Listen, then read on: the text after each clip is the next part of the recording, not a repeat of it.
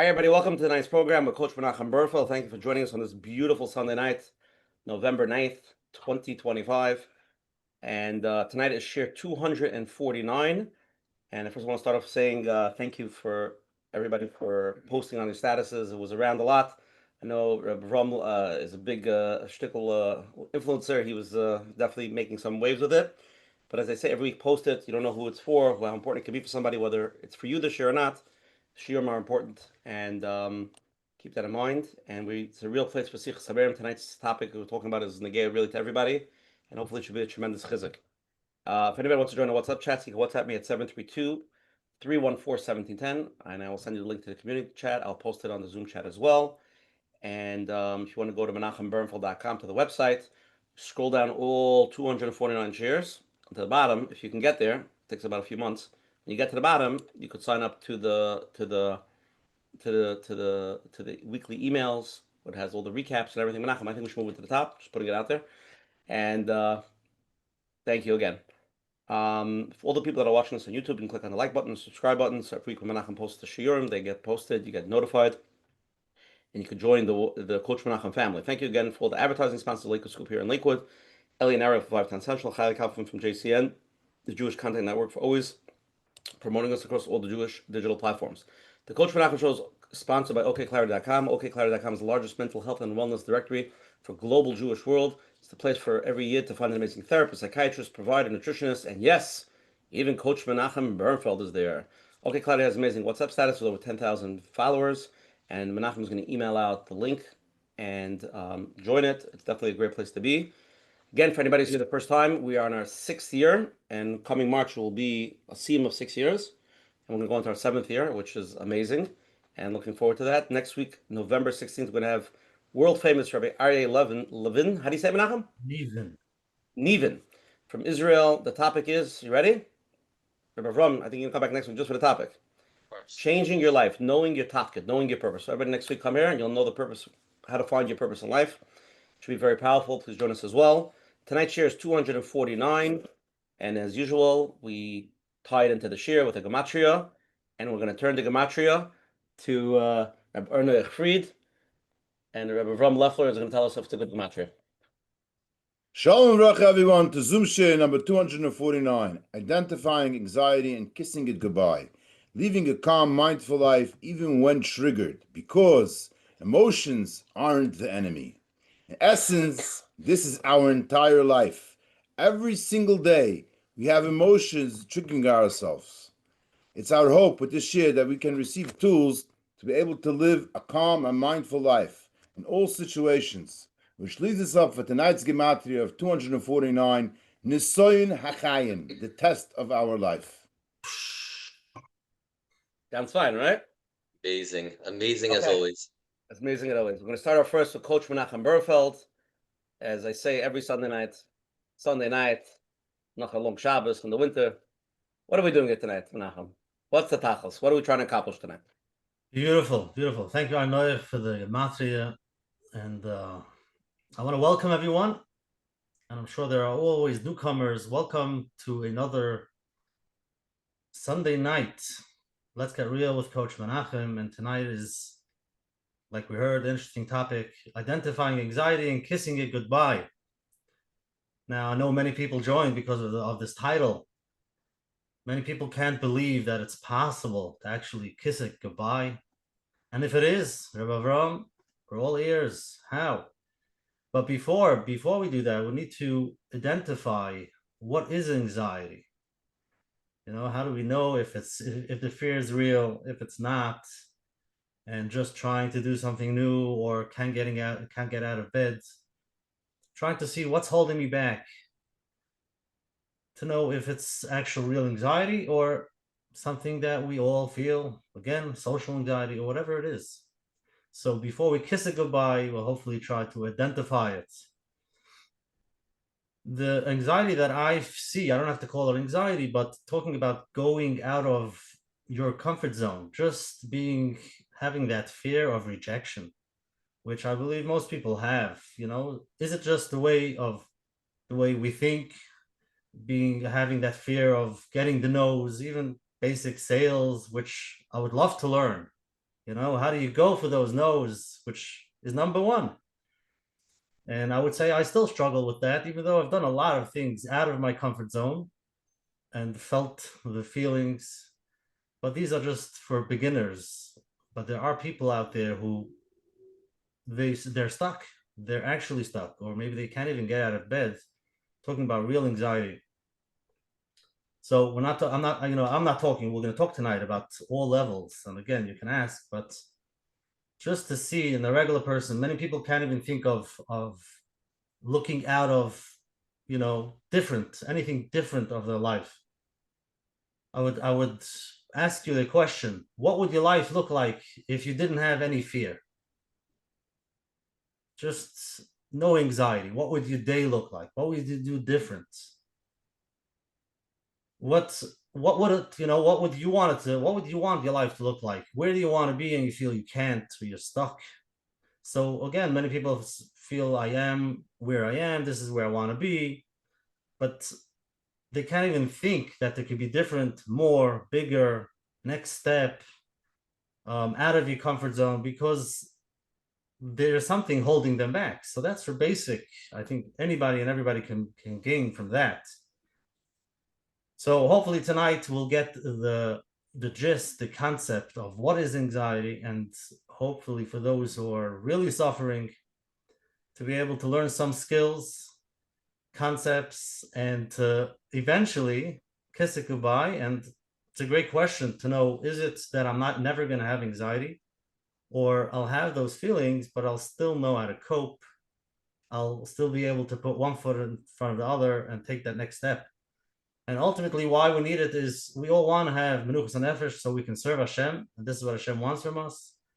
So we should have a lot of Siyata Deshmaya, and Shkoyach Avrohom for joining us tonight on this topic. And here we are. Thank you. Menachem, beautiful opening. Okay, let's get into it tonight. Here we go. Tonight's topic: identifying anxiety and kissing it goodbye.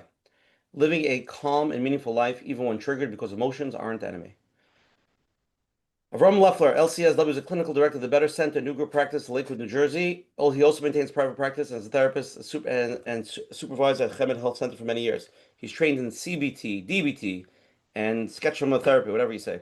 He also uses modalities such as EFT, EMDR, Gottman, mindfulness, and attachment. Avrohom is also known to be a compassionate, evidence-based therapist and sees children through adults, and specializes in anxiety, mood disorders, panic, phobias, OCD, emotional regulation, relationships, trauma, and parenting. Avrohom Leffler, you're here. Coach Menachem, who's been watching this show for many years, an honor to have you here. The floor is yours. All right. Thanks so much. Thank you for that opening. Thank you to both of you. So first and foremost, I'm not going to speak long. Nobody likes long speeches. And as much as I love the show, unless you're a world-class speaker and you have like a really cool accent, nobody wants to hear you for 40 minutes. So I'm going to try to be brief, just like you're saying, open it up, a little akdama, and then I do want to save lots of time for questions, and anybody who has anxiety in any area, lots of time to get to that. So first, a huge thank you to both of you, to Ushi, Menachem. It's true, I am, of like most people, a huge fan of the show. I've watched numerous shows, whether live or the replay, and it's a little surreal, to actually be here on the show. So a tremendous yashkoyach, and it's a big schus, and I'm deeply honored. So thank you. Also, I want to give a thank you already now to the audience, really to the Choshev audience. Being that I have watched numerous shows, I have a deep respect, for members and of the show, the audience members. It really is. It's a chashav audience. It's people who are extremely growth oriented and people who always intelligent, on the ball, tremendous questions.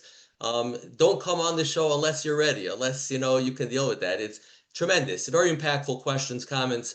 So very much looking forward. I feel like I'm an audience member myself, but for tonight, I'm going to change seats a little bit and sit on the other side of the screen just to share some thoughts. But a big thank you to the audience. So anxiety. Anxiety is a word. Anxiety is a world. Anxiety is a world which deeply impacts many people. Anxiety it's something which, if we're being honest, it really does. It has tentacles that touches and reaches almost everyone and almost everywhere. It's something which has a tremendous impact on really almost all of us. So it could cause a lot of distress. It can cause a lot of suffering. Anxiety is a very powerful force. Now, with all of that, anxiety is not all doom and gloom. And by the way, when I say anxiety, feel free to, other negative emotions, anger, frustration, embarrassment. We could try to open it up and we could get into other quote unquote negative emotions as well. But the title's anxiety, so we'll start with that. But it's not all bad news. If we really take a step back for a minute and think, is anxiety even bad? This might sound like a very simple and pasha question. This is, I think, a good springboard from Coach Menachem's, beautiful Akdama, which he touched on a lot of these points. Is a question that I often ask my clients. I say a trick question, right? Is anxiety good or bad? And inevitably, most people say it's bad. Anxiety is terrible. It's horrible. So, again, I do call it a trick question, but no judgment. I get that people say it's bad, but ultimately, anxiety is not only a bad thing. Emotions are important and they have their role. And the truth of the matter is, all emotions, including anxiety, have their role and they're important. Why is that? I'm just going to talk very, very briefly. Is because anxiety can be a motivating factor. Anxiety can help us do well. It could help us, succeed. So let's say, for example, you have a test. You have like a really big test. If we would never have the emotion of anxiety, you would probably never study for the test. At least I probably wouldn't. I don't know about anybody else. So, anxiety is very, very, very important. It has its role, right? So it's quite the dialectic. So what's going on? Now I'm confusing you, right? Anxiety is so important, and emotions in general are super important, and they play such a vital role. We do not want a world without emotions, right? It would not be a great place. On the other hand, when we think about negative emotions, we think about distress, we think about pain, we think how much it affects us, and it really does. So what's going on over here?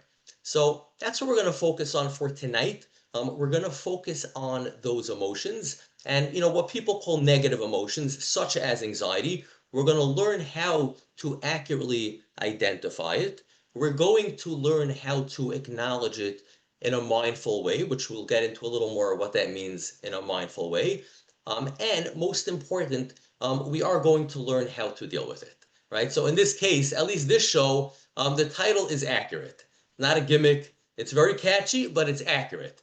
We are going to learn compassionate and evidence-based techniques, tools, practical actionable steps that you can use, and we can do it tonight. You can learn tools, this foundational pieces that you can use tonight and already practice and use, and then you'll let me know how it's going. Feel free to follow up, and hopefully it's going good. It usually does. I do this all day long, and these are things which are not so hard to use. So that's our goal. And the truth is, and we're going to do it in like again, that my tagline is compassionate and evidence-based. That's the trick. I was actually just thinking a little diuk, if I could share it. The title it's interesting. It's identifying anxiety. That really is the first step, as we'll get into. It definitely is identifying and noticing the anxiety. But then what's the next word? Kissing it goodbye. In other words, you need to kiss it. Before you do anything, before you say bye to your anxiety, you actually do have to sort of be mindful of it, embrace it, welcome it. It is part of us. So, and then once you do that, then we can move towards the techniques and actually truly say goodbye to the anxiety. So the title is actually the title's a share in itself, unwittingly. So that's going to be our goal for tonight. As we're going to see, anxiety it's extremely common, right? Let's social anxiety, generalized anxiety, OCD, phobias, dating anxiety, parental anxiety. I work with a lot of parents. People don't think of that. dealing with a lot of stressors, dealing with it's anxiety, it's high emotions, so many areas, trauma, anxiety comes up across the board, in so many of these areas. So we're going to focus on for tonight is hopefully to deal with all of that. I want to get to as much as that as possible, and bring it on, bring up all the questions, and really anything to do with negative emotions, other aspects of therapy. How do you know this stuff is working? As much as Ushi and Menachem let, that's how much I'm going to expand it and get to. If they limit it, that's totally their right. But feel free to bring up any of these things because it's hard to really break it down, and one area doesn't affect the other one. But we're going to focus on tonight, though, is just those basic steps, just identifying how you feel, anxiety, in a calm, mindful way, and being able to regulate it, to be able to deal with it in ways that we know that works because we see it all day long, in a way that your life is so much better, more smooth, more confidence, and that you could truly be a master of your emotions. Okay, amazing. Let's get into it. Here we go. We're going to start off with a 3-question poll. Feel free to answer it to the best of your ability. First question: what usually happens when you just notice your anxiety or emotions? What happens when you notice it? 4 options. A, it helps me calm down. B, I notice it, but it doesn't go away. C, it actually gets stronger, it gets worse. Or D, I'm not sure what noticing it even means. Second question: when you lose your patience or yell at the kids, what's hardest for you afterwards? A, feeling guilty or ashamed. B, not knowing how to repair with them. C, feeling like it'll happen again. Or D, I try to ignore it and move on. Made a mistake, move on. Third question: when your mind won't stop racing, what do you usually try first? A, distract myself with something else. B, fight with the thoughts or argue with them. C, try mindfulness or breathing. Or D, nothing really helps, I just let it right out. Okay, those are the 3 questions. Give you a few minutes, and then we will review it. Again, you have Avrohom Leffler here, pretty famous therapist here in Lakewood, and he's a supervisor, and you have the opportunity to ask any of your questions. So please text us. Shaparnas here. Remember, live questions go first. Let's really grill him tonight. Let's do it. Let's get to the bottom of the anxiety. Let's kiss it goodbye. 5, 4, 3, 2, 1. Here we go. First question: what usually happens when you just notice your anxiety or emotions? So from everybody we asked, 23% of people says it helps me calm down. 44% of people, I notice it, but it doesn't go away. 24%, actually even worse, it gets stronger. 8%, I'm not sure what noticing means. So it seems like, Avram, that 68, 66, 68% of people, when they notice their anxiety, it's not really beneficial. It seems like it's, if anything, there's nothing they can do about it, or B, it actually makes it worse. Any comment on that? Yeah, just very briefly. So it's a very common reaction. So I'm not surprised. Lots of people, and even lots of therapy, sometimes there's so much focus on just noticing it, which is important, and it's a vital, crucial first step. But then what? A lot of people are like, all right, I notice it. I know I'm anxious, right? But what could I do? So that's really going to be a big focus of what we focus on. And by the time everybody goes to sleep tonight, I hope they'll have the answer to that. We're going to go to sleep relaxed tonight. Absolutely. Second question: when you lose your patience or yell at your kids, what's the hardest for you afterwards? The number one answer: 67% of people, they feel guilty or ashamed. 15% not knowing how to repair with them. 9% feeling like it'll happen again. 9% I'll try to ignore it and move on. So by far, most people, when they lose it because they have an anxiety attack or they feel overwhelmed, they just feel guilty and ashamed. Any comment on that one? Of course, I work with tons of parents. Um, Again, it's hard. We can validate because, it's going to happen because, as we know as a parent, emotions are emotions, kids are kids. This stuff is going to happen. It takes work. I'm a parent myself, so first thing I do when I work with parents is I validate because, we really are all in it together. But at the end of the day, what we try to work on with parents is, knowing mindfully how to deal with the situation a little better, dealing with the emotion better, and being able to regulate their thoughts and emotions after the fact. So yeah, we definitely hope Mir Hashem to address this one. It's really, really important. Let's make sure we do. Third question, third and final question. When your mind won't stop racing, what do you usually do first? So this is very interesting. 33% of people distract myself with something else. 19% of people fight the thoughts or argue with them. 34% of people try mindfulness or breathing. And 14% nothing really helps. I just write it out. So I mean, basically, it's pretty split over there. So what's your thought on that? People have So ruminating thoughts. I mean, this could be question, it could be ruminating thoughts. It could be absolutely, anxiety attack. absolutely. It could be just fear. It can be anxiety. It can be anything. But it seems like they just people have different different ways how to deal with it. Either they try to distract themselves, they fight with it, or they try mindfulness and breathing. That's it seems like it's split up. So what I would love if we have some time to get into mindfulness a little bit, just even very, very briefly. I use the word mindfulness a lot. Could we spend 1 minute on mindfulness right now? Because it's really so important, and it's part of the work I do with everybody. People talk about mindfulness a lot. I love how, the biggest answer was really mindfulness there, and that's huge. So just really, really quick, let's define mindfulness and let's discuss what does that mean? Well, what's our goal when we're using mindfulness in these kind of situations? And then if anybody has questions, please feel free. So mindfulness is pretty much just, I'm going to sort of just subquote, mindfulness is deciding to focus on the current moment on purpose. That's part number one of mindfulness. So it's with tremendous kavanah, right? It's with tremendous intent. It's deciding, it's making a conscious decision that I'm focusing on the moment that's happening right now, right? And what does that mean? That means I'm not focusing on the past. I'm not focusing on the future, focusing on now. What does that also mean? Part number two of the definition is no judging, right? If we're judging, we're not being mindful. And why is that? Because judging is focusing mostly on the past and on the future, right? What's happening now, right? And when we can do that, that means, we're being more calm, we're being more curious, we're being more logical and matter of fact. When we can do that, that means instead of making it worse, like it's hard enough, right? Whatever's happening, anxiety, this, that, shame, so hard. But when we make it worse, if we're fighting it, if we're suppressing it, it really does make it worse. So when we say mindful, that means we're saying what's actually going on, what's happening right now. And then at least we are a little bit more calm.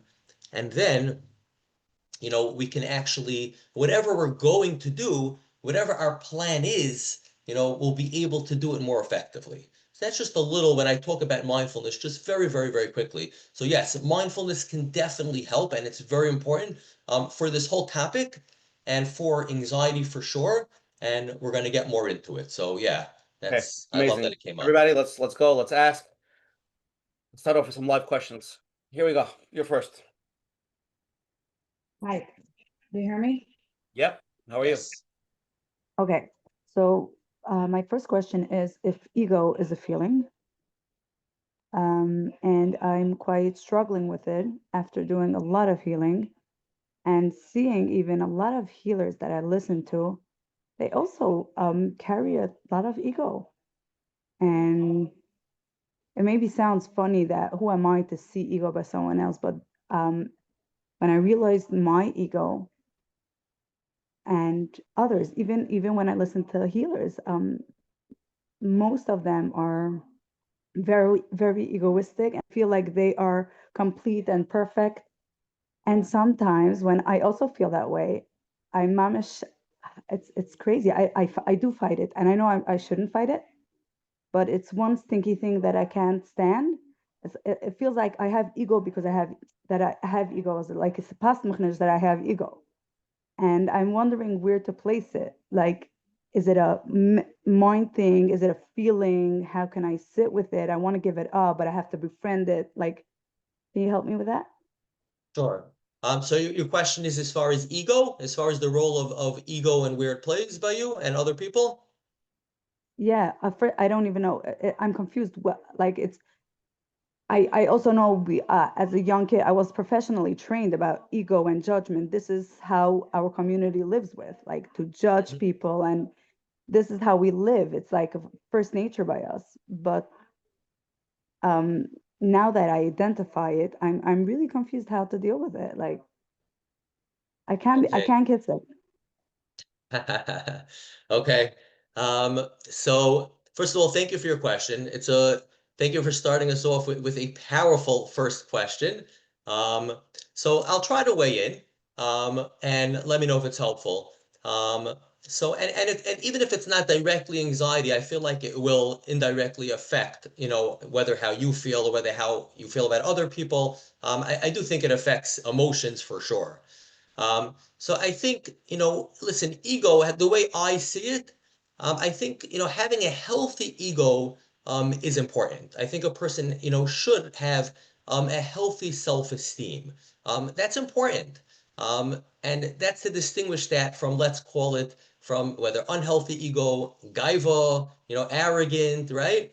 So let's make that distinction. So I think it's extremely important for a person to have a healthy understanding of their strengths, of things they're good at, and you shouldn't apologize for that. If you're good at, I'm sure you're good at a million things, whatever it is. Yeah, I think you should embrace that. You should notice it. To me, that's not arrogance. That's a very healthy dynamic, and I think that's important. Let's say for me as a therapist, you should never go to arrogant therapists. I would agree with that, and that would come across. So, but you might want to go to a therapist who's pretty confident about their abilities. In other words, they know that the knowledge that they have has helped other people, and it can probably help whoever comes in as well. And that helps a person stay pretty even keeled and pretty secure in the knowledge of they sort of know what they're doing. So that's a good thing. And if something happens to like a challenge or something that detracts from that, like let's say a client says you don't know what you're talking about, right? You're a horrible therapist. Then I'm Right. able to stay pretty even keeled and say, hey, help me understand, or where's that coming from? Versus getting upset or hypersensitive or so on and so forth, or collapsing. So I think the balance is important, as with everything. So I think it's super important to have a healthy ego and be secure with what you're good at, your values, and so on and so forth. And I don't think that has to be, arrogance or gaiva, which that's a whole nother story, and that should be worked on for sure. Does that answer your question? Yeah, but is Gaiva a feeling? Is it a it's a part? I feel it's a part. It's a protector, right? But how can I get rid of that? So, the way to get rid of, first of all, so I don't do parts work per se, like IFS, but Whatever. absolutely. Absolutely. I think if someone is arrogant or if someone goes through life, let's say that, they struggle with being humble. I think it takes confidence to be humble, right? Ironically. I think a person who's humble has the luxury of being confident because they don't feel that everyone's a threat to them. So I think confidence and humbleness actually works pretty closely together. So when a person feels pretty good Yeah. about themselves and they feel pretty confident and they have a good, healthy self-esteem, so, yeah, absolutely, they can drop some of those defense mechanisms. They don't have to walk around, I'm better than everyone. I can't allow other people, to compete with me. I can't allow other opinions. Absolutely. A person can just go through life and say, hey, what can I learn from you? Or if you give me some constructive feedback, I'm okay with that. It's not a threat to me. So absolutely, that would be the way to work that is, just working, I think, on sort of that confidence, self-esteem piece for whoever has that. And then some of those defense mechanisms could definitely melt away. Of Thanks for your help. course, pleasure. Okay, we're getting warmed up here. Let's go next one. You're on. Hi, thank you for taking my question. So I teach high school kids, and I also work with kids privately. I help them with, school and work and reading and such type of stuff. And very often I meet parents, I talk to parents, and they talk a lot about like their kids having anxiety, not wanting to come to school, homework, friends, different type of stressors. And whenever I suggest therapy, they're like a little reluctant to get their kids into therapy, like starting this whole cycle and going for therapy. Like they say it's not significant enough, but really either it gets exaggerated or the kids just like learn to just live this so-called normal life with anxiety, which really shouldn't be the case. Like kids should not like live everyday life. It's stressful enough for them, like let alone like also having to carry that anxiety and like this constant it puts extra stress on them. So I was wondering if you have like coping skills that I can teach my students and the kids that I work with to help them understand more than just getting rid of it, to understand, like you said, kiss before you say goodbye, like help them understand their anxiety, where it's coming from, what it is. Like they feel so unsafe when they get anxious, and it's rampant. Like it's unbelievable like how many kids officially skip like mental health days in school, you know, like it used to be like once a term or once, now it's like once a month, sometimes once in 2 weeks, and it's like it's almost like the pandemic of the generation. And other than addressing it in regular weekly therapy, how else can we help them? Such a great question. There's a lot there, and multiple parts to it. We could probably go from there for the rest of the show on that question. But first of all, thank you for your question. Second of all, it sounds like you do amazing work with kids. So, just if I give you a compliment, I think that's amazing. So you're Thank really, you. really helping kids, sure, and in clearly a compassionate way. So it's really, really special. Um, Now, as far as, the challenge of, parents not, sending for therapy and even, should a kid go for therapy or not? So I guess I'll start with that, and then I'm going to jump right into what you can try to do with them. And it's as good as time as any to get into some specifics, because one thing we don't want is, we'll get into it, then we'll get into it soon. I think we want to get into it as soon as we can, and then as we go along, we'll see what we didn't get into. So first of all, I know you didn't quite ask this, but when should a kid go for therapy, right? Or when should anybody go for therapy, right? Does everybody need therapy? Do they not? So usually, sort of the guidelines that we use, the together that we use, if it's affecting functioning, right? If something's affecting someone functioning, that's when we usually recommend therapy. So in other words, for some of these kids, is it affecting their functioning? Which, as you're describing it, it sounds like yes. Anxious to go to school, frequent mental health days, yeah, once a month, once a week. At that point, that's not a healthy mental health day, right? That's just avoiding and being scared to go to school. So that sounds like those would be candidates, for a therapy as you're describing it. So what can you do with kids? So I'm going to tell you what I do with kids in therapy. And then, maybe you can try some of the same stuff. So let me briefly describe some stuff that I do when I meet with kids in the therapy room. So, number one is, we work on identifying the emotion, right? So it's usually one of the first sessions. I work with the kid on what we call emotions identification. We never assume kids know emotions. Most kids don't, and most adults don't, right? So it's a very, very important first step. So we go through emotions. I usually go through a nice, healthy range of emotions, some positive ones, some negative ones, happy, sad, anxious, proud. I don't want to overwhelm the kid with, there's probably dozens, if not hundreds of emotions. And almost anything could be an emotion, technically. Bored, tired, hungry, you name it. But, we go through some of those. We might give examples. We might ask a kid, which ones do you feel? And then I introduce something called an emotions thermometer, which is doing something like 0 to 10. And that's helping the kid to rate their emotions, which is basically introducing them to the world of emotion regulation, right? That not all emotions are the same, which is important because most people don't know that. Emotions could be, very low. They could be very weak. They could be intense. They could be really, really strong. And these kids usually are struggling with very intense, strong emotions. So already they're learning that emotions it can vary tremendously. And then they could already start focusing first session. Oh, I feel this, my anger was an 8 or my anxiety was a 7. Is that indeed the case? Or is it sort of like an overreaction? And that's already a skill they can already start using. Then I'll go through a bunch of different examples. Say something that makes you proud or excited, anxious. You're also getting to know the kid. You get into the life experience, what's things that speak to them. And then once you do that, that's a really good first step as far as helping a kid identify the emotion. Once you do that, then you could move on to, let's call it, emotion regulation. So in other words, what can they do once they have that emotion? And a lot of therapies stop there. They only focus on the awareness. Awareness is very, very, very important. It's huge. But now what? So then we move to regulate. So that could be anything with focusing on the kid's thoughts. We could call it hot thought, cool thought.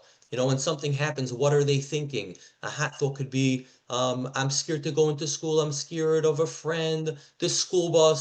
So we really just want to ask them, what's the reason why they're anxious? And very often, kids are actually great at saying and expressing it.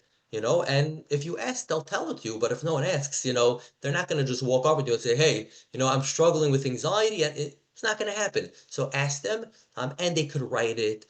They could, if they're not expressive, they could draw it. They could make a cartoon. This is more, obviously a little more talk therapy-ish. We could discuss other forms of it, of therapy, cognitive play therapy. I don't want to get too much into specific modalities. And then you could help them with ideas to regulate. You could help them reframe their thought. They might have a thought such as, on the school bus, I know for sure I'm going to get nauseous or throw up, because I once did. How likely is it? Did it actually ever happen? Are they catastrophizing? Help them have more flexible thoughts, more cool thoughts. You could do relaxation techniques with them to help them calm down. So, but all of that could only happen once you actually help them with emotions in general. Then you can move on with cool thoughts, reframing thoughts, so on and so forth, problem solving. There's so much there you could do. And even the kid by themselves, a lot of times, has really, really good ideas. And then also, hopefully, you could work with the parent as well. But I could go on all night about, all of this, but let me pause for breath. So, is any of that making sense for you? Is that practical? Could you see yourself doing any of that? Yes, very. So I just want to make sure that all your suggestions are CBT based, most of them. Yes, absolutely. Most of the Okay. things that we're Would going to you discuss tonight suggest, is that. okay, would you suggest that to treat anxiety or like even panic, let's go like even if it intensifies into panic, would you say that CBT would probably be the best way to address it? So again, you're speaking to a very Obviously, good you're a behaviorist, yeah, but I'm So yeah, saying, well, I wouldn't say a behavioralist. We could, I define CBT as collaborative and goal focused therapy. So it's collaborative, which means that we work together with the client. We're working together every step of the way. Whatever's going on, the client's comfortable with, it's discussed. What are we doing today? Anything you want to discuss, set the agenda. How was the session? So it's very, very collaborative, and there's a goal. What are we here for? right, What are we working towards? How do we know if it's helpful, right? It's hard to know if right. therapy is being successful. So yes, when CBT is done in a compassionate and sort of, I do it more like in a relational way, then yes, I do think it's extremely effective for almost everything. As far as for panic specifically, that's a little bit of a specific way to deal with panic attacks. We could get into that as well if the host let me. They call the shots, but yes, absolutely, it's Okay, I effective have for that. one follow-up. Thank you. I just have a question about in terms of like you're saying, there such a thing as stopping anxiety like completely. I'm saying not like it shouldn't come up anymore. Or is it an ongoing? When I saw the topic of today, I thought, okay, fine, there's going to be like we're going to get the trick of the trade and finally forever and ever get rid of the anxiety. But as you said before, it's a coping like it helps us as human beings. But is it an ongoing process, even if as an adult you learn how to deal with your anxiety? Is it something that is ongoing every time it comes up? To be mindful, to face it, to see it, to feel it, to tap into it, to and then Mhm. process it? Or is there such a thing as like ridding your anxiety completely? It's a great question. I have no doubt at least 100 people in the audience, are probably thinking the same thing. It's a great question, and it's a very fair question. So we always clarify to people that everyone's different. We'd love to completely get rid of things like anxiety. But again, as we discussed in the beginning of the show, anxiety is important. So we're really looking to maybe decrease it, or we're looking to have, the way I frame it is to have a better relationship with the anxiety. If a person can have a healthy relationship with their emotions, then they are in very good shape. And then they could really have a good mastery of their emotions. So, and whether that means decreasing it by, let's call it 90-95%, which is amazing. And yes, that happens sometimes. There's people who their emotions, their anxiety goes down tremendously. And it's a whole different life. It's amazing. And it's a pleasure to be part of that. Or whether, people have stubborn therapy-proof anxiety and they're on medication and it goes down by only 30 or 40%. But that's a big difference. Their functioning improves significantly. So maybe perhaps not in that case totally kissing it goodbye, but still hopefully embracing it, being more calm. Instead of making it worse, it's definitely at least neutral and probably a lot better. But yes, it is a range. It is on the spectrum. Our goal is we work to make it as, people are people. It's complex, but absolutely, we work and to help people to get it down as much as possible. And it's a whole nother world. When a person decreases their anxiety, they have more confidence overall. The whole life is a different life. So I think it's a huge difference when they do that. Consistently, they don't have to use the skills anymore as much as they when they're practicing it. It's more second nature. So there's less effort. There's less work. It just happens much more naturally. And then eventually, actually, could reach a point of that. It's just a part of the person as well. Right. Okay. Thank you. Sure. You're welcome. Okay, next question. This week is Parshas Chayesara. So Chayesara, question is yours. Oh, Yeah, it sounds like you're talking like there's like a situational anxiety versus general anxiety. I mean, I think situational anxiety is sort of, that's here to stay, so to speak. I always look at it. I can be anxious getting home in time for Shabbos, but the thing is, what about like I find the generalize might be hard. Maybe the environment that we're in, or I was thinking, whoever spoke earlier about the children being anxious. I imagine I'm not even talking about bullies or or homework or whatever. Like in a competitive world. I know the Frum society is competitive, wanting to get into the right schools, the right shidduchim. The outside world right now, it's just even just staying employable. Millions of people looking for work. So how do you keep your I don't know, how do you try to stay calm or confident? I think the better word is confident in that kind of general atmosphere where or you're likely to feel either overwhelmed or defeated. Do you? I mean, I don't know. Is there any techniques? Such a good question. I have to tell you, being that I am a pretty active participant of the show, I always enjoy your questions. I probably would rather listen to them than answer them because they're such good questions. But I'll give it a shot. So thank you. No, real. I'll give it a shot. So you're 100% right.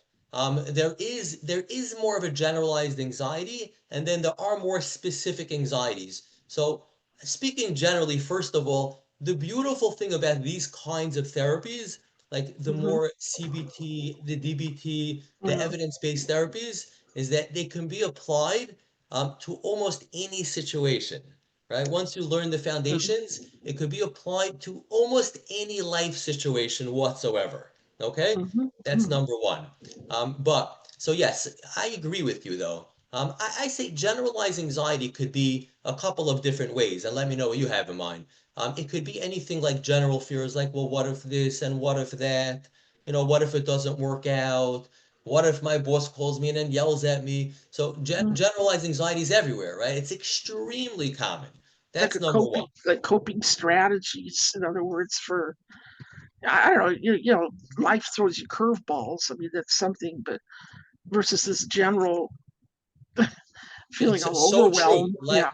Life Yeah. definitely, if we're using sports metaphors, life is whoever pitcher is life, he's throwing very often 100-mile-an-hour fastballs, and just when you think you have it timed, there comes a curveball. It's 100% true. It's 100% true. So let's talk it out.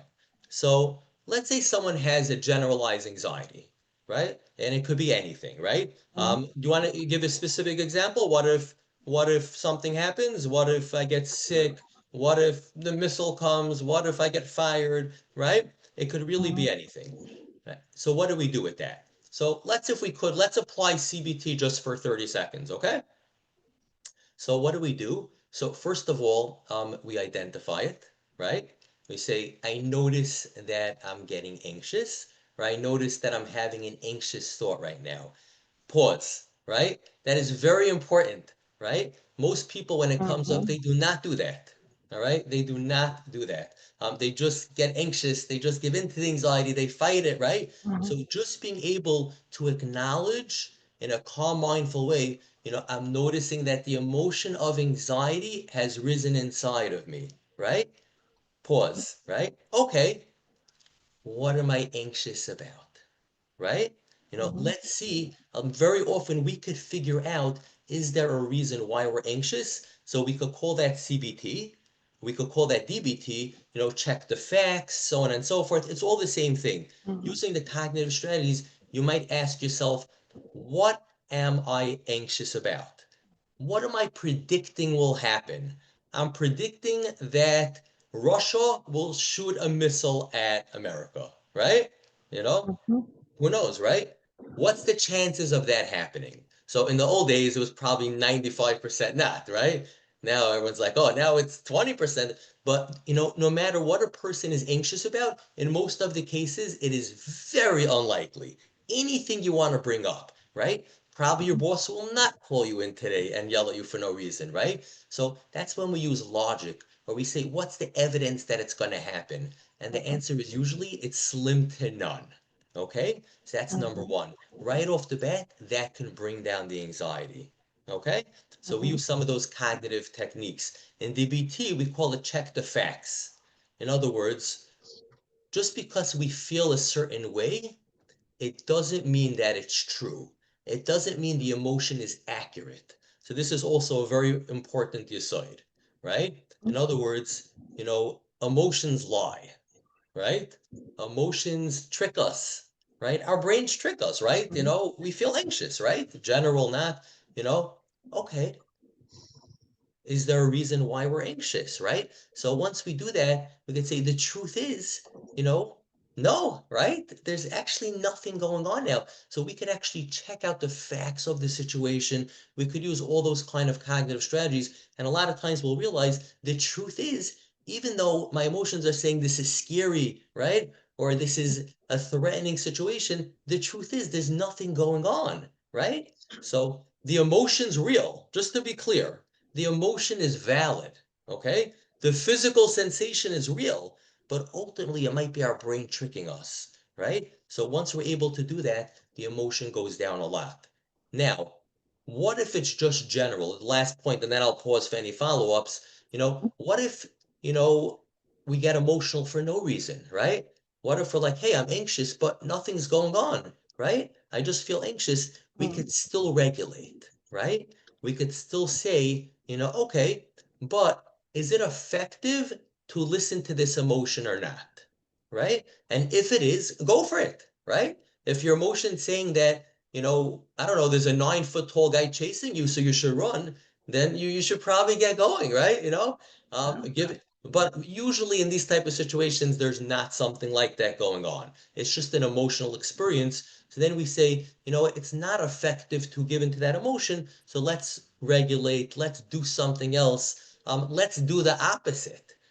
Tricky, but very, very effective to actually do the exact opposite.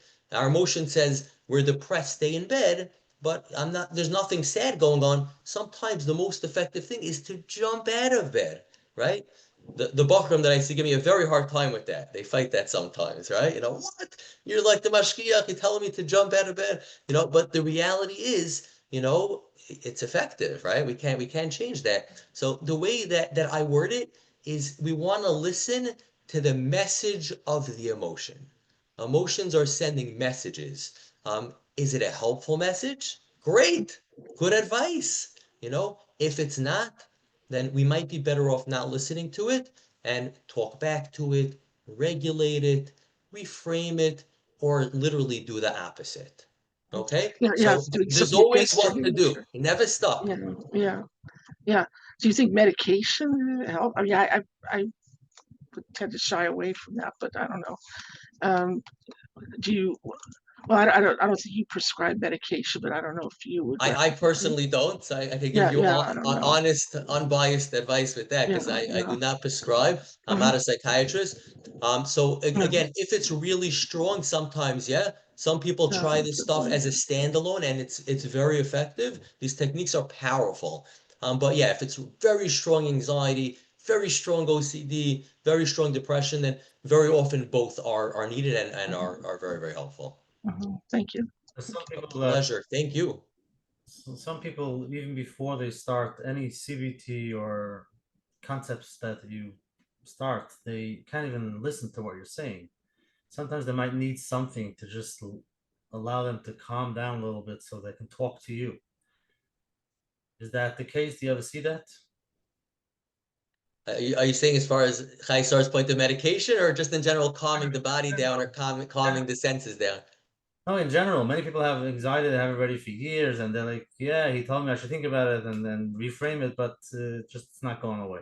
Absolutely, absolutely. And again, it's an important point. And let's be honest, right? If an emotion is very strong, let's say from 0 to 100, it's an 80, right? It's a 90, right?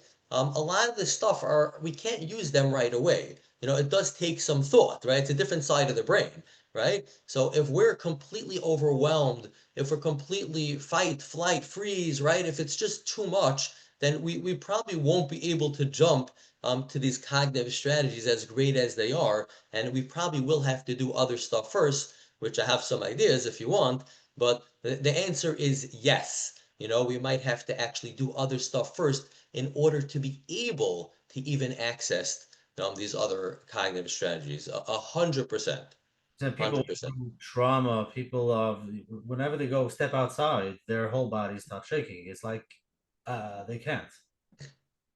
100,000%. I think it's very important to validate that. And the same way, if someone would walk over to me, if I'm in a horrible mood or I'm furious, right, which doesn't happen often, but if I'm, and someone would come over to me and say, "Hey, do this, do that," your thought, right? There's no one home. I wouldn't be listening. So that's 100%, thing. Now, so in DBT, there is something called distress tolerance skills, which helps to change the body's temperature, things like that, and could help calm down the body's parasympathetic system.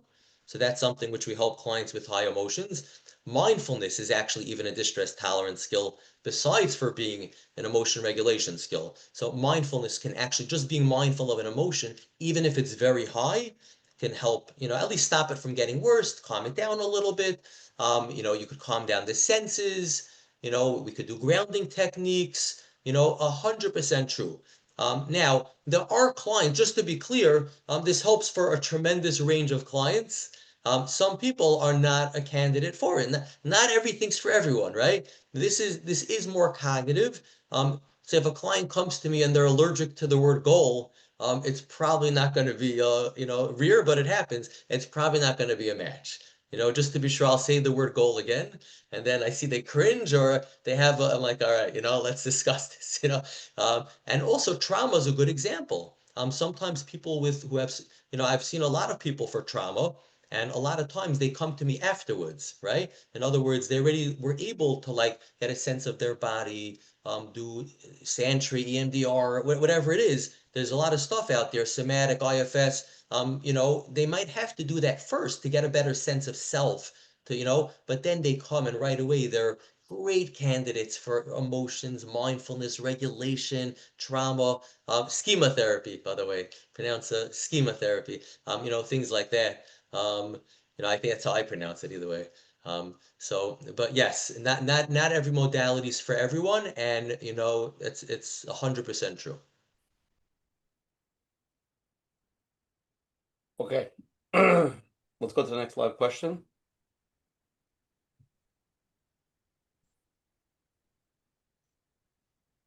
Hi. Hi, you hear me? Yep. So, I want to say I'm very anxious right now to ask this question, Mhm. but I've been dealing with anxiety, GAD, and parallel to that, OCD my whole life. And I know it with skills like not like noticing it, letting it go, don't judge it, let it pass. But I don't really know, like I know theoretically what that means, but I don't really know how to apply it to myself. And what makes it even harder is that let's say when I'm at work, I'm an assistant teacher, and teacher needs me, the kids need me. I'm having an anxious thought, an intrusive anxious thought about something in particular, I don't have the mental capacity, the wherewithal to say, okay, no, it's just a thought. I mean, I know it's a thought, but then like, don't judge it. But I unfortunately do judge it because it's not a so to speak, an acceptable thought. Like, so how can I not judge it? And I don't know how to let it pass. It's here. And it feels like it's gonna, like, cause I've been having these thoughts, like, such thoughts for like years. And like the way I've been dealing with it is just like, I don't know, like suppress it. I know I shouldn't suppress it, but I just don't know, like noticing it. But then like I think I get so entangled in trying to notice it, trying to let it go that ends up in a whole mushmash. And then I'm at square one where I'm even more anxious. I'm more anxious, and the OCD is even stronger. And like there's just so much going on in my head, so much going on at work. It's like I don't know how to navigate it. Yes, I'm seeing a therapist, but I just um yeah, want to get some clarity on that. Okay, sure. And thank you for the question.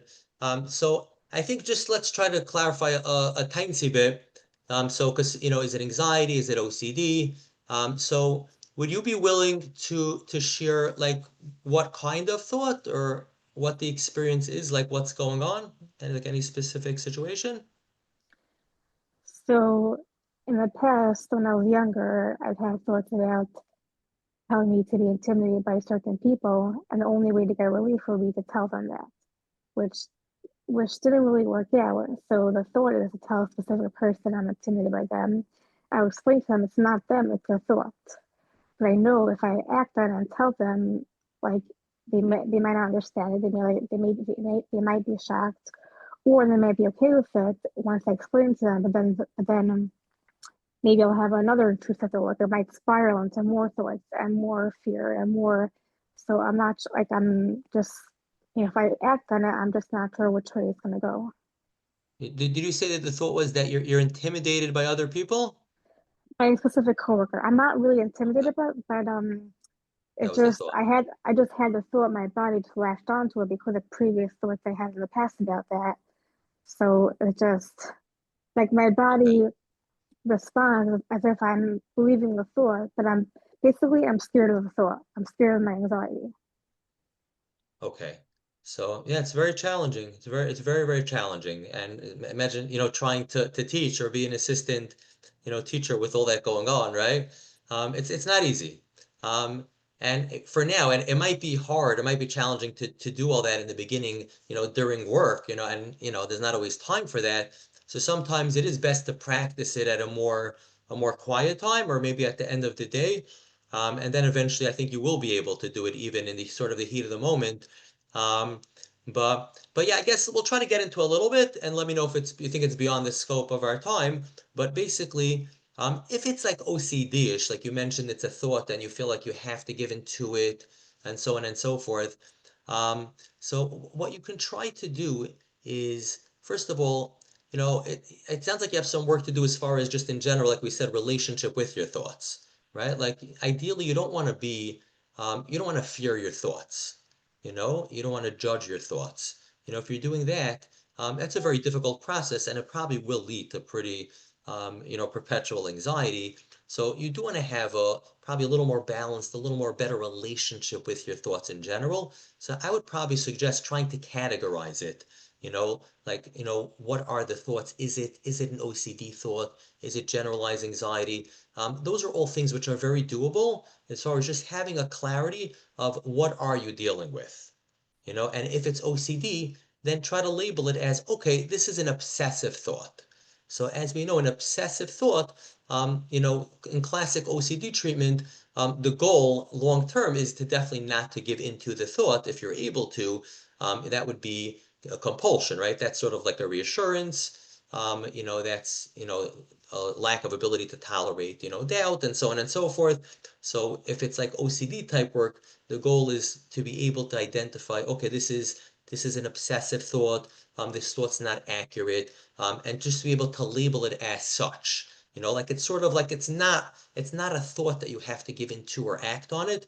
Just label it as like almost like this is Mr. OCD, right? This is not a productive thought. Like I don't have to necessarily do anything to it, just to put it in a category, so to speak. Can I interrupt you? Sure. So the reason why I'm giving it so much power is because I have experience with these thoughts in the past. Like I guess like low grade trauma, which is why I'm like, it was a thought again, like the same idea, the same content, the same different people, different situations, but the same pattern. So it's harder to say, okay, here it goes again. Like I don't want to be like back to square one, like, oh no, square one, the same type of a thought. That's why I guess I'm scared of it because it's not the first time it's happening. It's For just sure. a pattern. Yeah. For sure. So I would love if you can break the pattern. I think the best thing would be to try to break the pattern and do it for real to the point that you won't be scared if it happens again. But you'll be okay if it happens again, or if it, sometimes with like OCD type stuff, it does move around a bit and it could come up in other forms. And when it does come, ideally to be able to say, oh, here it is again. Obviously, you're not going to be happy about it. This stuff is very, very hard. But say like more that mindful approach of like, oh, I'm noticing, that obsessive thought is back, or here comes that cycle again. And just the labeling it can be helpful.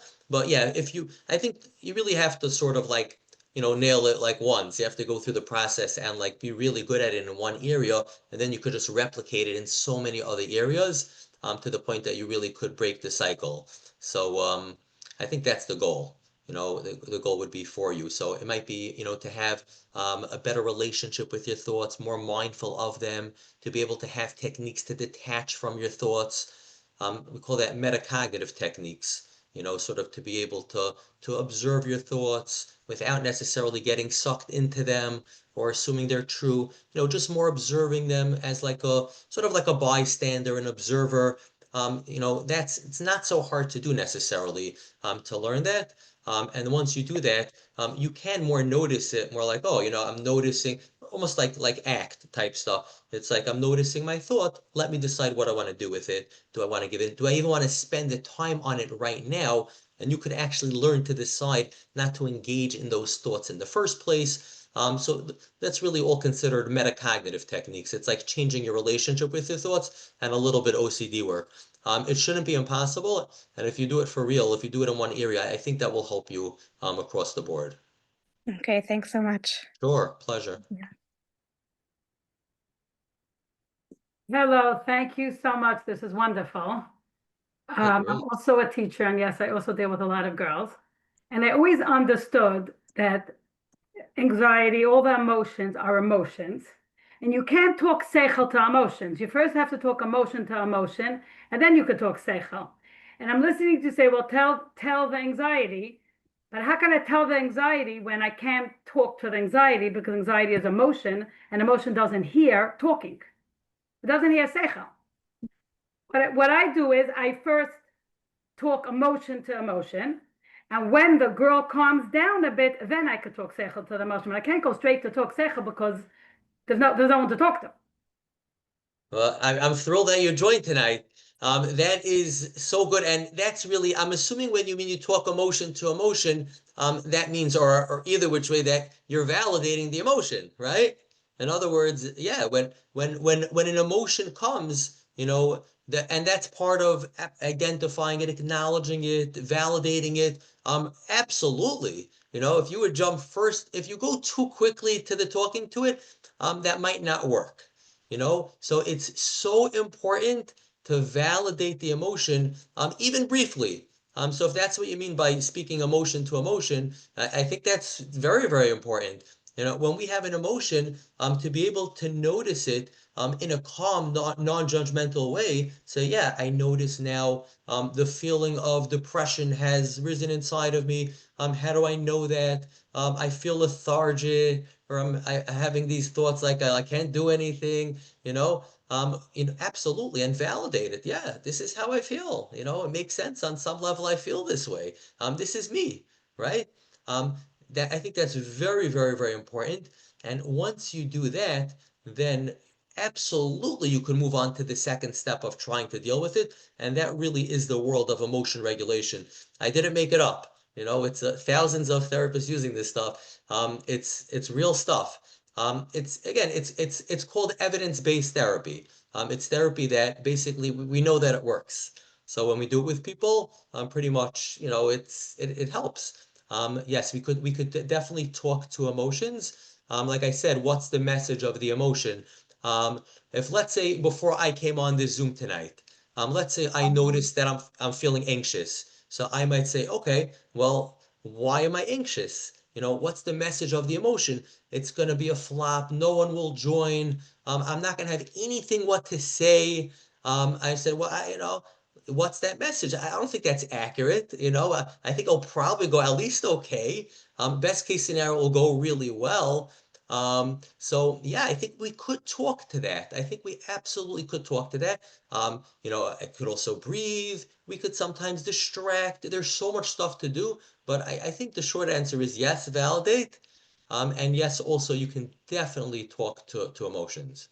I think there's a difference when I have the emotion, I'm talking to myself, and when someone else is having the emotion, I'm talking to them. It's a major difference. Because when I'm having the emotion, I have the right to decide what I want to do with that emotion.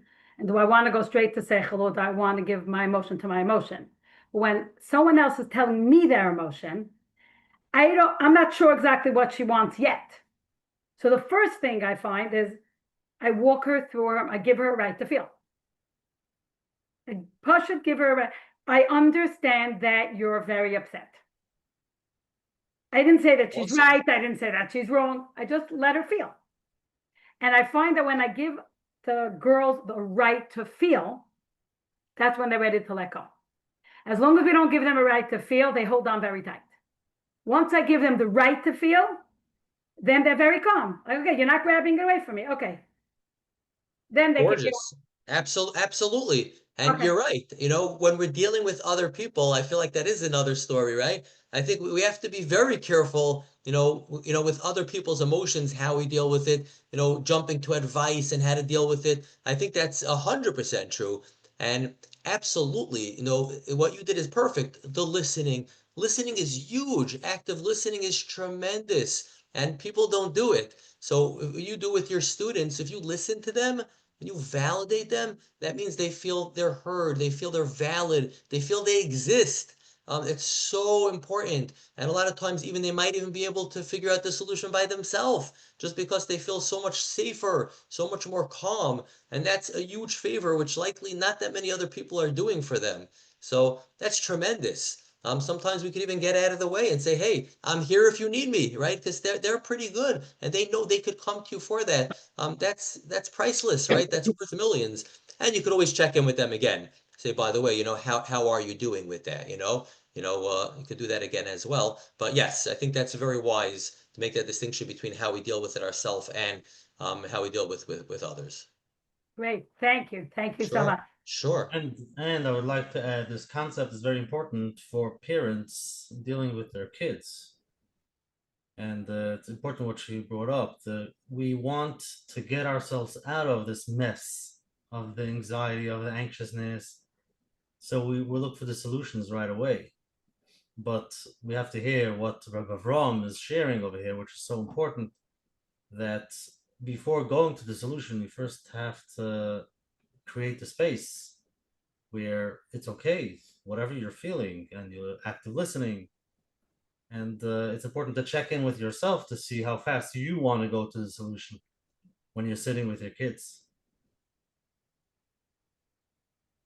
It's a great point. It's a great point. A lot to say about that. I think that's spot on with the parents. Okay. Okay, let's go to the next live question.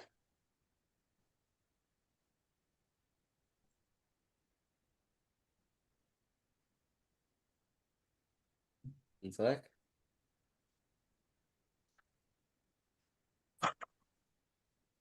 Hi. Hi. Hi. Okay. Basically, I mean, I did put in already. The last person that called in did answer a lot of the question for me. What I'm thinking is that, being a little bit more older and more mature and going through so many things, I think, like you said, there's very, very many different kinds of anxiety. Sometimes, like, let's say I'm trying to help a certain person now regarding something important. And if I tell her that, you keep dwelling on it and doing the same thing and you're allowing your anxiousness, you're allowing yourself to build up more, her response is always, I cannot help myself. You have never experienced it, so you cannot tell me how to feel.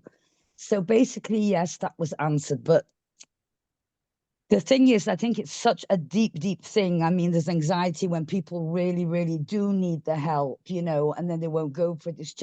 It's not something like a basic kind of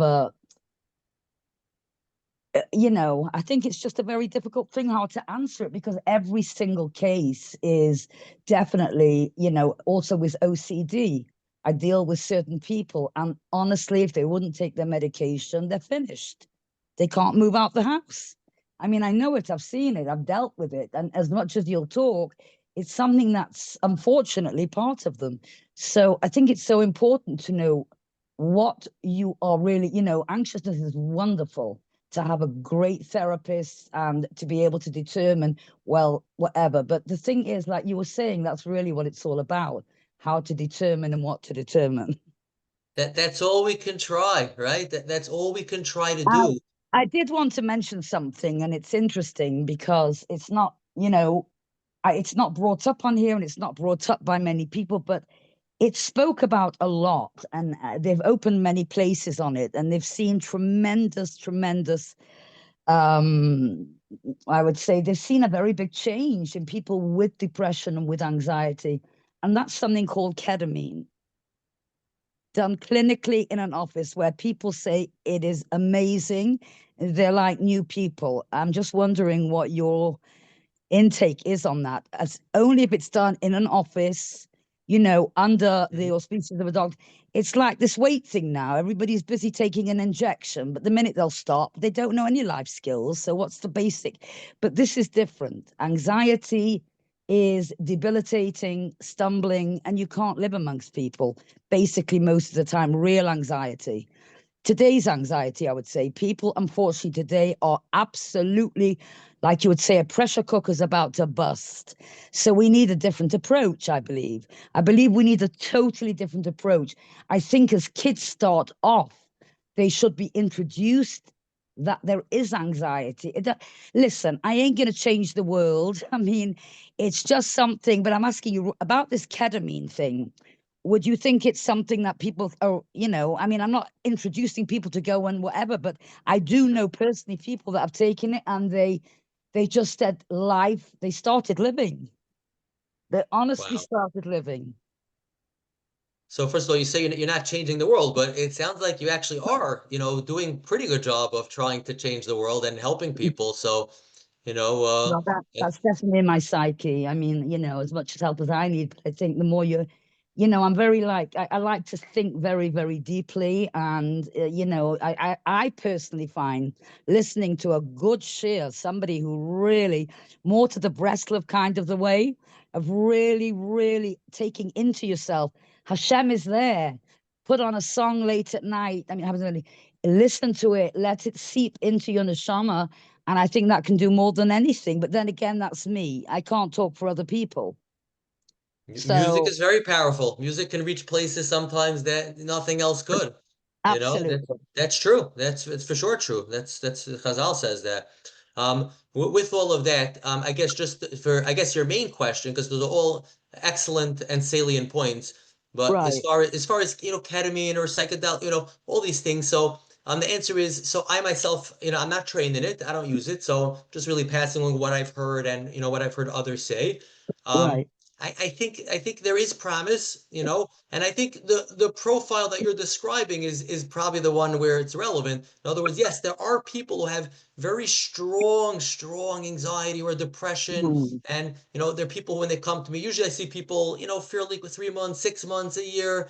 I've seen right. the clients I see for several years. Sometimes those are just, you know, very stubborn anxiety, and yeah, it's not going away very quickly. In those cases, it's certainly not. It's not kissing it goodbye. You know, definitely maybe holding their hand and little by little, but it helps. It does help, and the alternative is not. So I think it is helpful even for those people to sometimes to meet with someone, you know, to learn some of these techniques, you know, maybe just they feel supported or feel safer, you know, whatever the case is, it's not a bad thing. But yes, sometimes again, some of my clients have tried this stuff. I know other people have tried it. And me personally, I feel it's too soon to say like, you know, it's the same as some of these other modalities. I think there's promise. Like you said very accurately, it does have to be done in very specific conditions with a professional, maybe with a therapist, with a, that's important, you know, because there's a lot of these stuff, it takes places in very questionable settings or Right. in people's basements, you know, and you No, know, no, all no, types no. of different props, you know, so yeah, No, be that's, careful. But that's yeah, already there's a been whole different promise. world. People describe it, you know, I don't know if we know exactly how or why it works, but there does seem to be promise. And some people have described movement or they've more freer changer or, you know, whatever the case is. I guess the question is it sustained? And once, you know, I guess a few weeks later, a few months later is, you know, I think we have to track whether that progress actually stays and if it leads to something. If yes, great, terrific, right? I think we should always be open to whatever Yes, works. absolutely. The reason why I'm saying it also more is I just wanted to throw in this point that giving somebody psychiatric drugs is a hit and miss. You can give drugs, you have to wait 3 weeks. Does it work? All of a sudden, the side effects come along and they swipe you off almost the face of the earth. With this, it's kind of like a sick whatever. But again, you answered the question. I really appreciate it. I just wanted people to know. And also, they say something even better than ketamine and drugs, but really the magic thing. A couple of kapitel Tehillim in the morning sets the tone for the whole day. That's a real, that's a winner. Of course, by Yeah. itself, in conjunction, absolutely. Thank you Thanks so very, much for very the much. question and the thoughts. Yes, thank you very much. Here's Pleasure. Thank you. here's a question somebody sent in. I'm a parent of several kids, and I love them dearly. But sometimes they push me to my limits. I lose my temper, yell, and then feel awful after. I hate that cycle. I feel like I'm failing as a parent in those moments. What can I do differently when I'm already triggered and losing control? Oh, wow. So I'm happy that question came in because, you know, it's hard situation, you know, and it's so common. It's so common. I always tell people if you feel it, if it happens in your house, it probably happens in everybody else's house as well. You know, most houses are more or less the same. Most people are very similar. This stuff goes on. So no one never feel like it's only you. This stuff, it's parenting is hard. Parenting is challenging. Emotions are challenging. We all deal with it. You know, the fact that we're all here trying to deal with it, that's as good as it gets. It's a great question though. So let me try to address that and tell me if I'm going too long because it's an area that I'm very passionate about and I spend a lot of time in it. So please give me a some kind of code or something, you know, if it's going too long. Okay, so let's address. So first of all, yes, you know, let me just validate it. It's a tough situation. You know, parenting is great. The kids are great. We love kids, right? They're amazing, so rewarding. And the reality is, and also, you know, kids can be very hard, and those are the good kids. You know, the ones who are harder, even more. That's where you start to get in a little bit sargad bottom. Very challenging, very challenging. And then you throw emotions in the mix. You know, it's not easy. So first of all, so let's normalize that so many people have that, and it's not just you. Whoever asked that, it's probably most people. So important that you're not alone. Let's really normalize that. That's number one. Now, so what can you do about it? So when I work with parents, I worked on a very comprehensive and empowering two-pronged approach. So I just want to briefly mention the two things that we focus on. Number one, I just said, which is I think is maybe more important than anything, is to validate and to normalize, because I've had parents just from that, just from normalizing, they break down in tears because they said no one's ever validated, or no one's ever like I thought I'm crazy, or so that's very, very, very important. But it's two-pronged approach. Number one is we focus, and whatever's needed, every parent's different. Talking very general, we focus on a parent's own thoughts and emotions. That's number one. So, and then we focus on the techniques. In other words, parenting 101, what to actually do with your kids. So both can be very, very important and helpful. So number one, so a parent's own thoughts and emotions. So, a thought could be anything from I'm a bad parent, right? I'm a terrible parent. So important. So we use basic CBT. Just noticing that thought to realize, of course, it's not accurate. It's always a cognitive distortion. The parents are great parents, wonderful parents, and they work really hard and they do a great job most of the time, like we all do. So it's not an accurate thought. It's certainly not a helpful thought. So we work on those thoughts, and the parent is able to reframe them, and they're in a lot better state. We work on emotions. We work on mindfulness. Some parents have described just literally being mindful of an emotion before they walk into their kid's room for bedtime. They know what's coming, and once they go in, they fall for the trap, and it's get ready on the bus. Just being mindful and just pausing for 10 seconds before they go in the room, that's been helpful for people. So we definitely, sometimes a parent's own belief system, they might have a very strongly held belief. I'm a terrible parent, I'm a bad person. If I screamed at them, I'm going to scar them for life. None of that's true. Everything could be fixed. You're a great parent. Sometimes it comes from childhood. They learn some of these things from their own parents, whether they're doing the same thing, where they're doing the opposite and overcompensating. It can go either way. So we work with that on number one. And then number two, we work on then the techniques. We help the parent deal with the behaviors, how to be more assertive, how to deal with tantrums, how to avoid tantrums. So that's also important. So I guess just speaking generally, those are two very, very manageable and realistic ways. And we do it in an empowering way that when the parent walks out, they're smiling. They feel great about themselves, which is very, very, very important. So those are two things that could be helpful with parents, if that answers the question. Let's go to this question. I mean, they're all similar, but this is a very important topic. How to deal with financial anxiety. Person's writing about that he's marrying off his children now. I mean, people are writing a lot, but like the bottom line is people feel like financially now, for the people that are making a lot of money, they're fine. But for the people that are just making it a year ago, the financial struggle is so scary. And they think about it, and the person writes, like he just is ruminating about the thoughts, marrying off his kid, how he's gonna do it, and how he's gonna pay all his bills, and he has credit card debt. How do we deal with anxiety that's real, that it's in front of us, and it looks like a train wreck is coming, even though reality is that most things work out, and you usually look back and somehow it works out. But when you go into certain things, they look like train wrecks, they feel like train wrecks, and the anxiety is through the roof. How to approach it? It's great topic, great question. Great illustration how anxiety affects so many areas, right? Financial, everything. 100% true. I have a lot of clients that we work on that. It's very, very common. So, Ushi, did you want to try to take this one based on all the aside we discussed so far?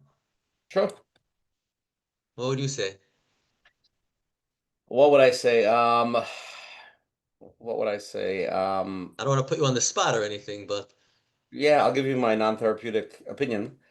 I believe that we all have anxieties that are realer issues, and then we have the anxieties that are like could be's. I was talking to somebody last week that called me with a lot of could be's. Well, this could be, and that could be, that could be. So that's like gets scary because once you go into the what could be, I can cross the street, get hit by a car, my kid might not come back from school, I might lose my job tomorrow. Those could be's are like very fear-driven anxieties that are not like reality. So it's like almost I don't use the word like psychotic, but they're like in a different realm of anxiety. So we have to realize like face them and say, It's a normal thought. People start thinking crazy stuff. It's real. The feeling is real. No matter what the thought is, a feeling is always real. I feel like somebody hurt my feelings, even nothing happened. I feel like that. That's a feeling is like it's there. So just acknowledge you have the feeling. You can't really be upset at yourself for it, but realize it's a feeling. Obviously, breathing helps, relaxing. You have to a little bit get out of the moment, whether it's taking a bath, exercising is an amazing thing, which I've been very into. Going to a shiur, going with friends. When you put yourself in a different environment, that not sitting in the thought, it really will help you get out of it. But ultimately recognizing it and moving out of it. Now the question is, how do you move out of it? If you're sitting in your apartment or in your room and you keep on thinking about it, and you're just gonna say, okay, I know it's a thought, but you keep on going back to think about it, then you're gonna think about it again. There's no like pushing it out of your mind because they'll keep on coming back. So you got That's to do right. something, an action, or something Oh, physical. People take cold showers. People do different things. Whatever. You have to figure out your thing, and not every whatever your thing is, you got to do it. And once you do it, you'll see like it won't even be a thought anymore because it's not on your mind. When something's a real anxiety, which means it's something that looks real, something that is real, something that you're going through, right? Somebody's going to court, somebody can't pay their mortgage, somebody has a real sorrow in front of them, real anxiety. My answer is then you got a little bit, obviously, there's the God part, right? So there is a God part, but then there's spiritual bypass, which is you really have the anxiety. You say, don't worry, Hashem's going to take care of it, but you're not really feeling it. You really have anxiety. You're just saying it. So there's a part of like trusting Hashem. And then what I do a lot for myself is I say, listen, I've been through similar situations, I've been through worse situations. And ultimately, if you journal, like Menachem's very into it, you write down certain things. I've done this a few years ago. I wrote down before Rosh Hashanah a bunch of things that I was nervous about or thought I couldn't do or my concerns. And I look back 2 to 3 years later and I saw that most of those things that I wanted or needed or I thought wouldn't happen already happened, passed better than I thought it would be. And the things that didn't, it wasn't like ma'akiv. It didn't destroy me. So I think if we go with the concept that we know it's going to be okay, I don't know how. I have to a little bit surrender to God and I have to a little bit surrender to, but I'm here. I'm 30 years old. I'm 40 years old. I'm 50 years old with things, but things will work out overall to the best of their ability. That's really the best approach. So this guy who's dealing with financial, he's everybody makes chasana, and people that don't have a penny to the name make weddings, and people that just don't make it do them. And then I've actually had this with a few of my friends. I say, you see, it's going to work out. This one, your grandfather gives you $5,000. The chasana gives you this discount. This comes for free. That comes for free. Things happen and the whole world marries off their kids, right? That's part of it, and you'll marry off yours, and that's that. And somebody has, fear of money. People are struggling. Yes, people go through very hard financial times, but people move through it. So I think if we don't sit in it and more like move with a positive movement, that's the basic general answer. Then there's another whole concept of really manifestation, which I'm also a big believer in. Really just thinking positive and picturing it very strongly in your mind and saying it even if you don't believe it, like I know I'm going to make more money, I know I'm going to get a better job, I feel like I'm more successful, I am more successful. You keep on saying these thoughts. I know there's a little hooby jooby to it and people don't understand it, but I've tried it many times. It does really manifest positive. It's like creating a malach that is positive versus a negative concept. So if you sort of see yourself successful, you will get there quicker versus feeling like I'm not successful. That's like another concept of like manifestation, but something you have to really understand what it is and really, really do it for a long time to start seeing the results. So that's my answer. Thank you for joining Coach Menachem tonight. I really appreciate it, and I am taking clients, and I don't take insurance, only cash. Very Okay. good, very good. see that? I know who to pick. See that? That was great. That was great. All the right answers, besides for myself. It's always easier to tell other people what to do. Everybody on the shiur tonight, if anybody asks a question, you have the exact answer, and you know exactly what to tell them, and you know exactly what to do, and they're not worried and relax until it's your problem. Then you're done. That's right. That's right. That was really good. Now, So that was excellent. That was excellent. now we need to hear from Rabbi Avrohom to help the people who can't do all of that and they're sitting with their anxiety. They want to hear step by step what's the first thing they should do and help them kiss it goodbye. Thank you for setting that stage and framing it. But I'm really just gonna mostly piggyback off of what Ushi said, and honestly, a lot of that is, are the steps. That's the truth. But yes, the reality is just, I guess, just being serious because all of that it happens to be true. I wouldn't change much of that. But it's a real issue. And for someone who really is struggling with anxiety, about financial stuff, it's choking them, right? And they're really, really suffering. And as we know, money's money, right? These are very real issues. But the way Ushi also framed it, he said pretty much just, rinse and repeat. In other words, like, I think he's starting to catch on, like these are yusoidis that can be applied to every situation, which that's sort of the beauty of it. I call it pretty much the 1-2 punch in such a situation like this. What does that mean? The 1-2 punch is, number one, we focus on, the content, see if it's helpful, see if there's anything we could reframe. If not, then we focus on sort of moving away from it, not obsessing about it. So I'll briefly expand just very briefly on each. So number one is of course the cognitive, right? What am I nervous about, right? So we go with clients, okay, anxiety, okay, validate, breathe, all the good stuff, right? What are you nervous about, right?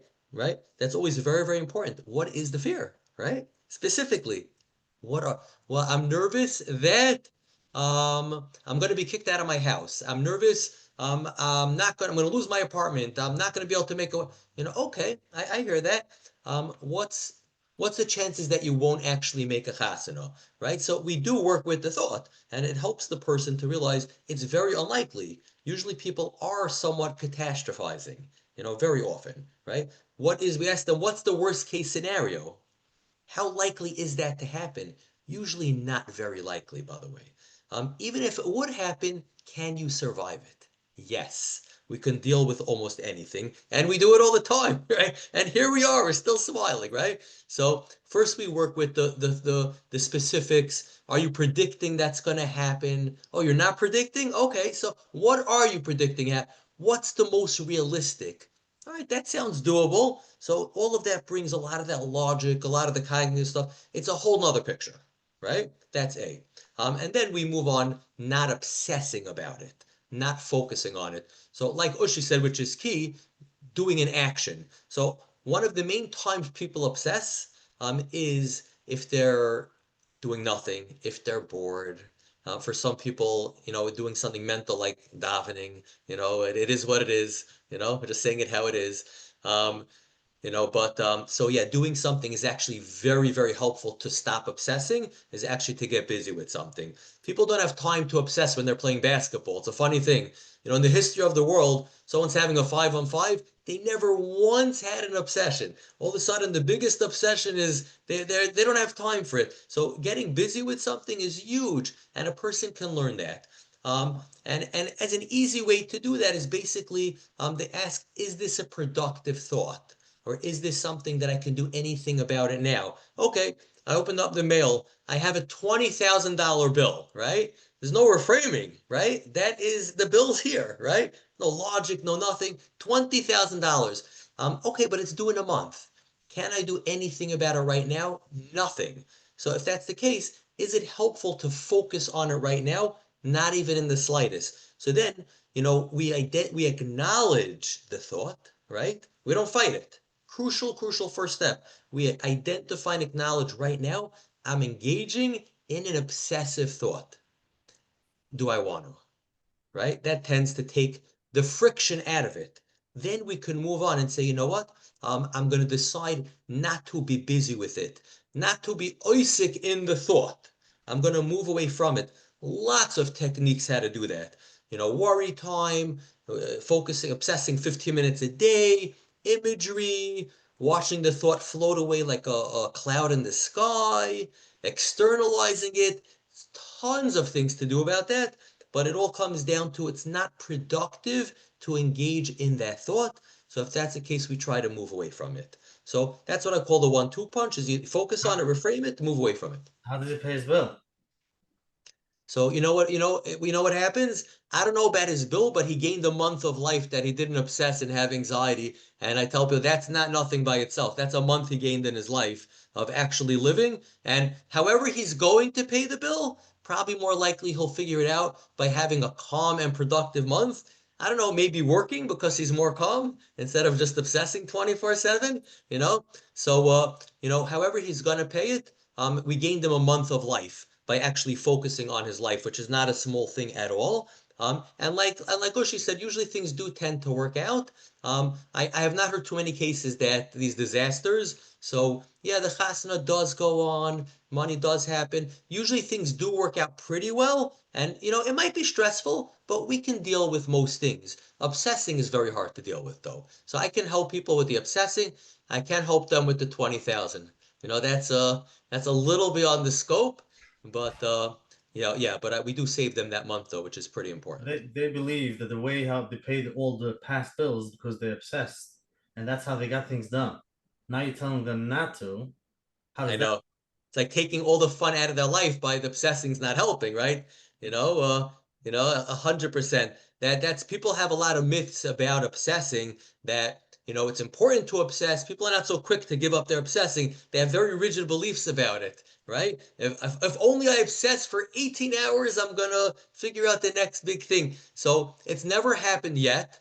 So we actually help people a little bit move away from that. Whatever you're gonna probably after 5 minutes, you're probably ready to move on. Nothing good comes thinking about it more than 5, 10 minutes. So think about it. If you figured it out, great, do it, act on it. If not, usually we encourage to move away from it and come back to it later if you think it's helpful. But usually not so helpful. Amazing. Let's go to the next live question. You're on. Hi. Hi, thank you. Sure. So I came on in the middle of the Zoom, so it could be I'm missing some things you spoke about earlier. But so I have this question. I'm newly married, and Baruch Hashem, Very nice. thank you, thank you. Baruch Hashem, I have a well-paying job, and yeah, things are good. Like financially, we're fine now, and like I very often think about like the future and the finances, and I get very nervous about this. Like I don't know if it's anxiety or whatever it is, but like however you try to add up the numbers, it doesn't make sense. Like now we just like the basic expenses, car insurance in New York and like the groceries and random things that come up, like it's fine. It makes sense for the job I have now. But once there's going to be like hopefully B'ezras Hashem soon like children and like it just doesn't make sense. And then I think savings are really important. Like before I was married, I put away a lot of my money into savings and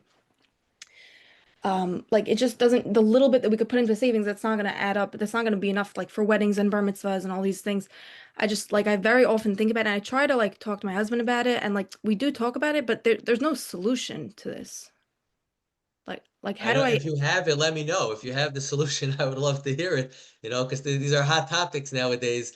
Um, I guess the question is, some people are struggling with you. It sounds like maybe more having anxiety about the future. Right now, you actually are okay, right? Right. Also, I do work in a school, so I am like I get paid well, but it's only like after the Yom Tovim and summer and whatever, it only ends up being about half year, 7 months that I'm actually working, which sort of divides the salary in half because we need to still live the other half of the year. Sure, absolutely, absolutely. Yeah, it could be. It could be, some of these things were discussed, but either which way, I think it bears repeating, right, and review, if no one else for me. So let's weigh in on that. So how about if I model for you, imagine maybe if I'm dealing with that, what it would look like. How does that sound? What do you mean? Like I'll model for you having as if I'm having those anxious thoughts and how to deal with it. Mhm. Okay? So all Right. you have to do is listen. The financial part, he's not going to help you with. He's going to help you with how to manage with your head. Invest in Leffler therapies and, be in excellent shape for many years. Halavai. So yeah, here's how I would do it. So imagine if, so imagine I'm newly married and I'm notice, Baruch Hashem, everything's fine. I'm having thoughts. I'm having anxious thoughts. I'm having generalized anxiety. I'm worrying about the future. Whether it's logical or not, it's still worrying. And how would I deal with that? Okay, so I'm going to speak it out. Okay, wow, Baruch Hashem, life is great. I'm so grateful, but I can't help but worry. Now we're okay, but what's going to be next year? And what's going to be the year after that? And Emir Hashem kids, and it's so expensive. And diapers are $50. and daycare goes up $1,000 every year, and tuition, how are we going to make it? The numbers don't add up. What are we going to do? And I'm feeling anxious, and it's getting to me, and I'm starting to obsess about it, and I'm starting to worry about money too much. Does that sound about accurate? Yeah. Okay, so what would I do? I would say, first of all, so we discuss noticing it as a very, very important first step, right? Not fighting it, not suppressing it, and not judging it. Just noticing it. So, hey, I notice I'm having these anxious thoughts. What are they? So we want to identify what is the specific thought. So I'm anxious that one day I'm going to struggle based on numbers. I'd say, okay, well, what's the evidence of that? So the evidence is that so many people are struggling, and maybe in 10 years it's going to be even harder, and inflation. Okay, so first of all, let's see how accurate that is. Now we're using sort of the CBT, the cognitive models. What's the evidence that I'm going to struggle? Am I struggling right now? No. That's pretty good evidence. Am I a talented, hardworking person? Absolutely. My husband as well. So yeah, so far so good. So far in life, I'm assuming you're probably at least 18, Yeah.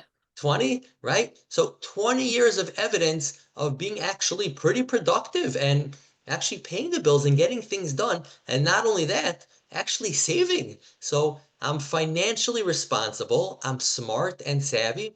Pretty good evidence. Actually, things are going pretty well. And if Yirtzeh Hashem, they'll continue as such. So now we're actually changing our mental filter, and we're allowing some, she called it positive thoughts, right? And they are. They're realistic thoughts, they're positive thoughts, and now we're actually noticing that, and we're paying attention to that kind of evidence as well, which is also important. Not only the other kind of evidence. Okay, any evidence that you're going to struggle? Maybe a little bit. Some people do, a lot of people do. So there's some evidence, but you also have a lot of evidence that not, right? So that's also true. So we want to focus on that. Okay, that's number one. Number two, we were also discussing just the 1-2 approach as far as, what's the utility of engaging in those thoughts, right? So does it help? And that's a question for you. Does it help? Is there anything productive, anything tachlis of engaging in those kind of worrying thoughts of it might not work out in the future? I guess if it's not, if it's coming from any place of anxiety, but if it's coming from like a just responsible place, you could try to plan or invest or something like that. But Which it sounds like you're already doing, right? I'm trying to figure out, yeah. Sounds like But you're I doing a nice job with it. So yes, absolutely. So if it's coming from a healthy, responsible place, then those are the kinds of messages that we do want to listen to, and you are. So that's great, right? So I don't think that would be a problem. That give yourself credit for it, saying, the truth is, Baruch Hashem, I'm a smart, responsible person. I'm not reckless, right? I'm not impulsive. I'm not gambling away my whole life savings in Vegas. I'm actually doing a great job. I would give yourself credit, honestly, and say this is great. So far, so good. But what about the future? Yeah, the truth is, I think I'm doing whatever I can now. So it's probably not productive to engage in those, let's call them unproductive thoughts, obsessive thoughts, worrying thoughts. So you want to just sort of identify them as such. And then, like we said, move away from them, decide not to engage in them, because there really is nothing productive about them. And the truth of the matter is, in 5 years or 10 years, I would suggest you'll reassess. And if it is the case that it's something else, you'll deal with it then, or you use these techniques again, and you'll watch the show again. It will still be on. It will age beautifully, and you'll watch the show, and you'll say, "Oh wow, this still works, awesome," Or you'll say, "Okay, I'll deal with it now." But in the meantime, you just saved yourself of 10 years of engaging in obsessive thinking.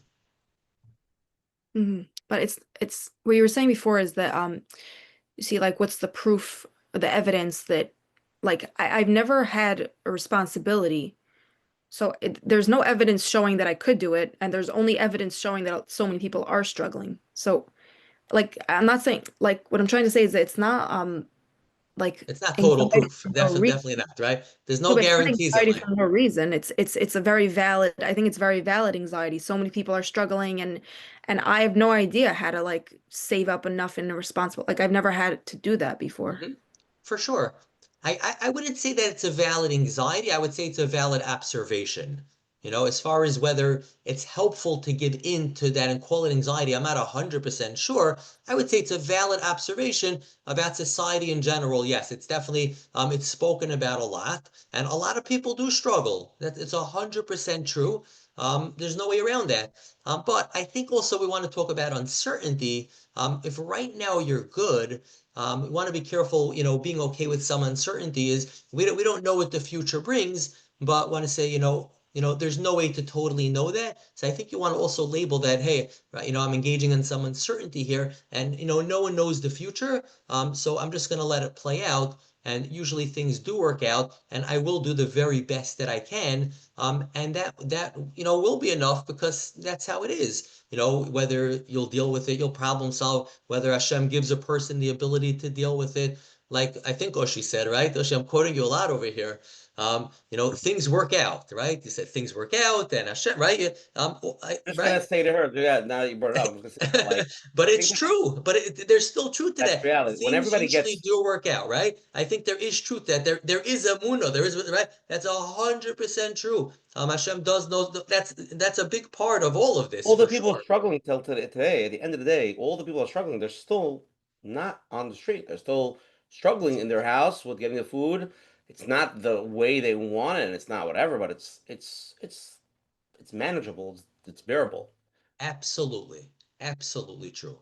So let's keep that in mind as well. Anxiety might say that it's worse, but the reality on the ground is not for everyone. And even where people who are struggling, they're still enjoying life, they're still able to get by, and so on and so forth. So, I think there's decent evidence. I think you want to be okay with uncertainty and letting it play out. And things do usually work out pretty well. And if there's anything you can do, I think you're going to responsibly do it. So I think all your bases sound pretty covered.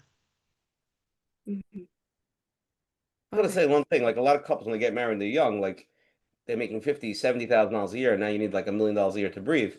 And it seems like real estate's so expensive, you never be able to buy a house. It's all true thoughts, but the truth is really, in every generation, mine included, when we got married, it was the same thing. It was you making very little money. Houses were, even if you put away $500 a month, it was $5,000 a year. It's not a lot. So logically, if you sit down with pen and paper, nothing makes sense. Logically, if you think of the thousands of from people, the amount of expenses we have, it doesn't nothing logically on paper makes sense. So there's something behind the scenes, whatever you want to go godly or spiritually or whatever you want to do. There's something. Nothing wrong with saying that. No, I'm saying you go whichever way you want, but ultimately it makes no sense. You have so many thousands of people that need hundreds of thousands of dollars to live, and things cost so much, and very few people are making hundreds of thousands of dollars. So I don't know how the math adds up either, and I'm the adult and I'm in this world. So you being coming into the world, like looking at it like, oh, logically, if I work and I make this and I'm good now, but I stop working with my husband, and then as we get tuition, we get more expenses in houses and how I'm going to buy it. Logically, you're right. You have there is no malach. But the way the world works is it sort of works out. I don't have the answer how yours will work out, but it works out. Mhm. So there's no logical way to plan to be good. Well, logically, because be'etzim, not to get all spiritual, it really is God doing it. It's not logically, it doesn't make sense. How does a young couple get married today? I have my neighbors, I see they get married. She's working for years as a teacher. He's this. I don't even know how much money they could possibly put away. And they buy a house for $1 million. And I'm looking at them and like I'm asking them, like, how do you pay your mortgage? And it's 7%, it's $6,000 a month. The numbers make no sense. And they tell me it doesn't make sense, but they're doing it. So I don't have the answer. But if you go a little bit with the Munah and say, I do what I need to do today, just do the best you could in every day, things sort of pan out. Whether sometimes people get Yerushas, whether they get a flux of money, whether they find a deal, real estate goes up, real estate goes down, interest rate goes up. There's different tekufas in life. Everything is different. But things play out. I So I happen guess to agree. I agree with Ushi on this one, by the way. I happen to agree with it. It's true. Be responsible. All of that is for sure true, right? No one's saying no. Have a plan, do what you can, but then roll with it. Say, you know, the numbers don't have to 100% out, but we'll do our best. We do a shtadlus, and you know, things usually do work out. I happen to agree with that.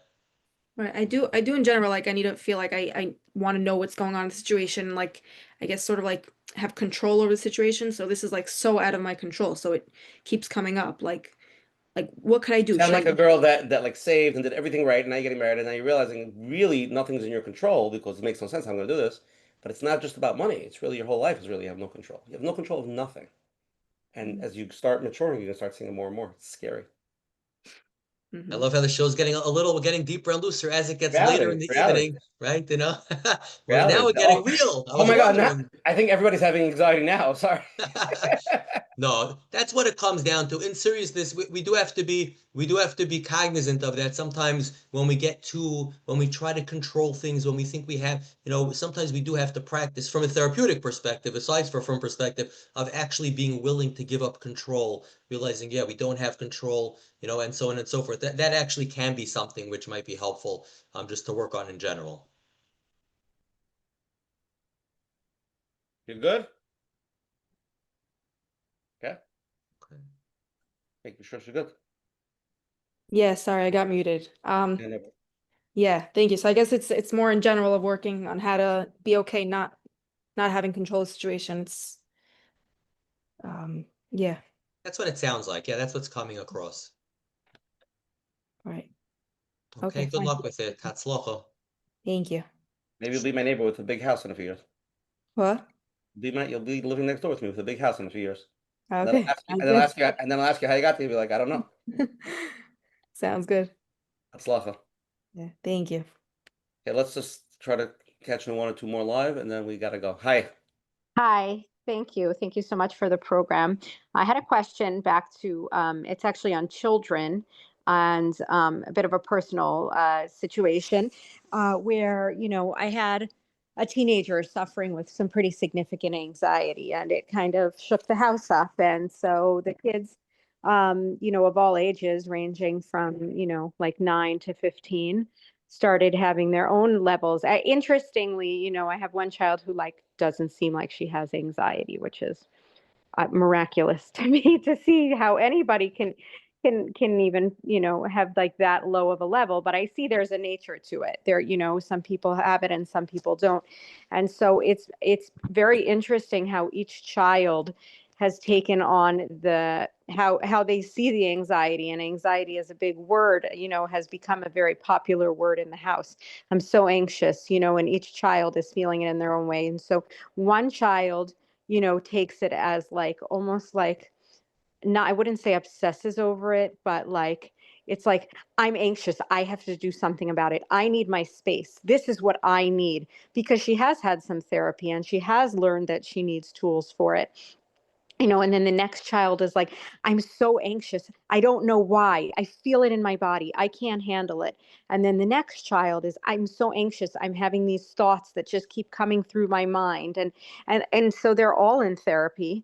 And then, you know, medications were recommended.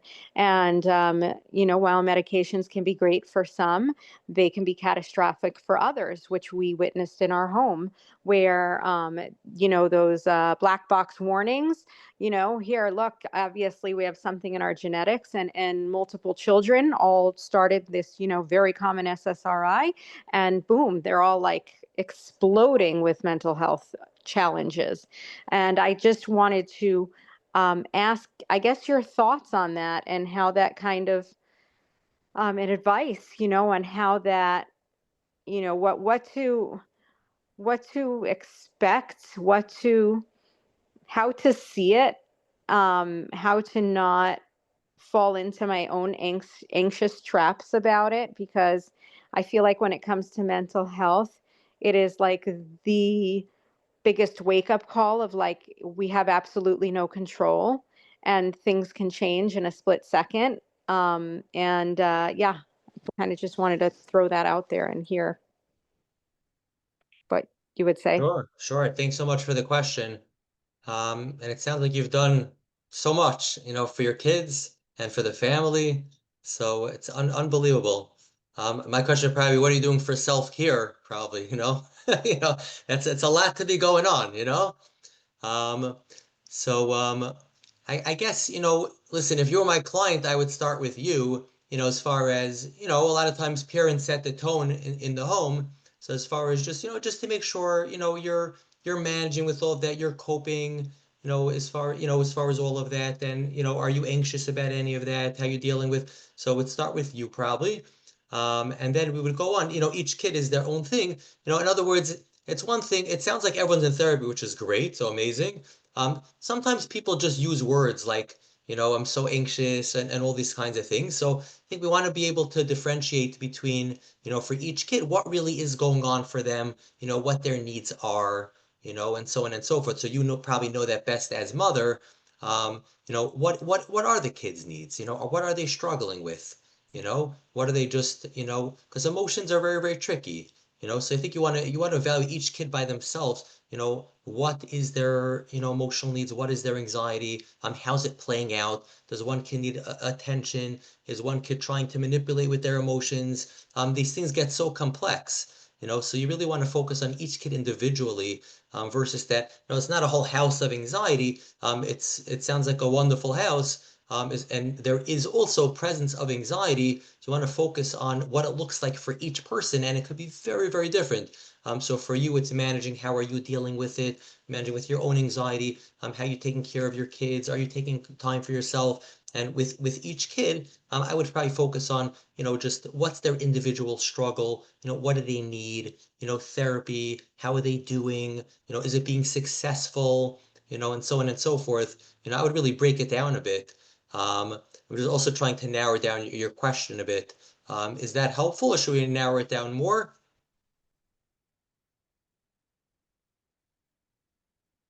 I think she got muted. Hold on a second. Okay, sorry, it wasn't letting me unmute. Yeah, I would love to hear it narrowed down a bit more if, it would be of interest to everyone else listening. I know it's a big call, and I'm also just curious on your thoughts on like medications and, the ability, because they're so easy, they're just, it's like hand and candy out, it's like, oh, okay, you've got some anxiety here, take this, low risk side Yeah. effects, go ahead. And now it's like, yeah. So I'd love to hear that. Okay, so let me jump on the medication piece first, and then if the host left, we'll go back. So as far as the medication, so listen, medication is definitely, is it overprescribed? Sure. Is it too much of a go-to at times? Of course. With all of that, for some kids, medication is needed and extremely important. So that's what we want to try to figure out. So, if a kid needs it, so let's say a kid has, strong anxiety, strong OCD, very strong ADHD. Sometimes there's nothing to talk about. Therapy is not going to be helpful. To quote an OT who I once worked with, that some people, some kids, are not even a CLE for therapy unless, let's say, they go for OT, or unless if they have medication. The nervous system is too out of whack. There's no one home. So sometimes medication is needed. There's nothing to talk about. And if it's needed, it's important. I don't want to get into ADHD. That wasn't your question, but let's just say for a child who has severe ADHD, if it's not addressed, they can get several years behind developmentally. So that's a big deal. That means developmentally across the board, social, emotional, academics, confidence, So yeah, we do want to address that if needed. So same with anxiety. If it does have to be addressed, if a kid's struggling, if they have intense fears, yeah, medication sometime is absolutely important. And then, try to find a really good psychiatrist, and we want to make sure that it's helping. Ultimately, the goal of medication is to help. It's to help manage the symptoms. Otherwise, why take it? So we want to be on top of that as well. Okay, let's go to the last live question. I'm gonna squeeze this person in even though it's late. Hi. Hi, sorry, it wouldn't let me unmute. Yeah. So I'm in a situation where I just started a job I've literally waited like 10 years for.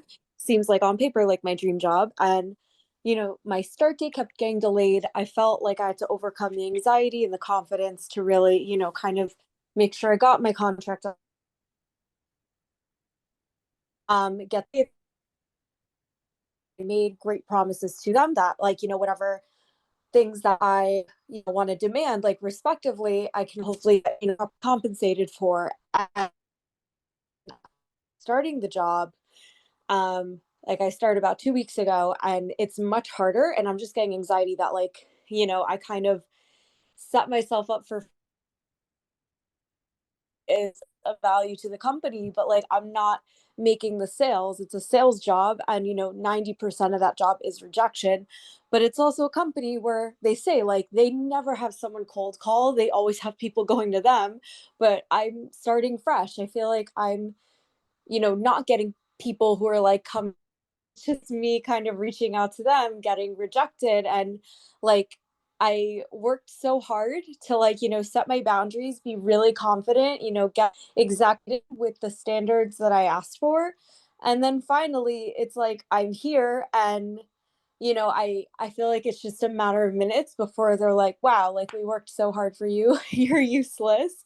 And like, I don't know. So I want to know how to deal with the anxiety of like, when am I going to make a sale? I promised I'd make the company rich, and just dreading like getting let go if I don't achieve enough of what I thought I would achieve or what I promised them. Performance anxiety. What's that, Oshi? Performance anxiety. That's right. We did list that there. So told you we'll get to everything. So yeah, it sounds really, really challenging. You did fade a little bit in and out, so I might have missed some of the wording, but I think well, I hope I have the whole picture. It sounds like you have what sounded like on paper your dream job. And it sounds like I missed some of the you promised them, a lot, and you're not sure sales wise. I missed some of it. Is that more or less the gist of it? She was saying that she was waiting for this job. She got it, but with a lot of expectations, and now that she has the job, it's like, what happens if I don't succeed with it? Performance anxiety, like I got to do it, you know? Right. Okay. It's like I made all these I already worked so hard to overcome anxiety to like really stand up for myself, and now it's like I feel like I just wasted so much time and energy. I don't know, like sometimes my boss, like he'll be meeting weekly with me and he's just like looking at his phone as if he's just waiting for me to stop talking when it's like relevant information. Like I don't know, I just get that anxiety where it's like, when is it going to be that moment where wow, I'm completely useless to the company, and like I literally wasted my dream I waited 10 years for, and they also haven't had a new employee in 13 years. So like it really is a big investment for them to have me. Okay, so a perfect storm of potential anxiety for all involved, for sure. So it's really, really challenging. I guess we could discuss techniques, but just sort of like wise mind. Do you feel that the job is a good fit for you? We could discuss the anxiety aspect, but are you getting the sense that it is a good job and it's what you thought, and it's sort of what you had in mind, or do you feel it's really not what you had in mind, and you really have real concerns, that it's not a great match? Like what's your thoughts about that? No, Baruch Hashem, I really love it. I'm excited to go Okay, to great. work. Yeah. So that's telling. That's what makes it even more scary. It's That's like, important though. Yeah, that's yeah. important. You want to make sure that, before you go in. So in that case, yeah, it sounds like anxiety then. I think what you can try to do is you can try to, like we discussed, as far as sort of like mindfully notice the anxiety. Try to name it, right? And name it to tame it, right? Try to Hmm. name it, and ask yourself, hey, I notice I'm getting anxious. What specifically am I anxious about?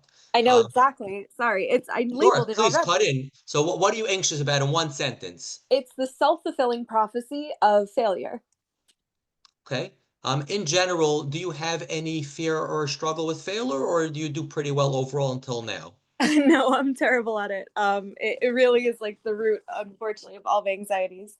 Fear of failure, and like the fear of rejection. To me, it's like the rejection is a failure. Okay, so yeah, so definitely more challenging then.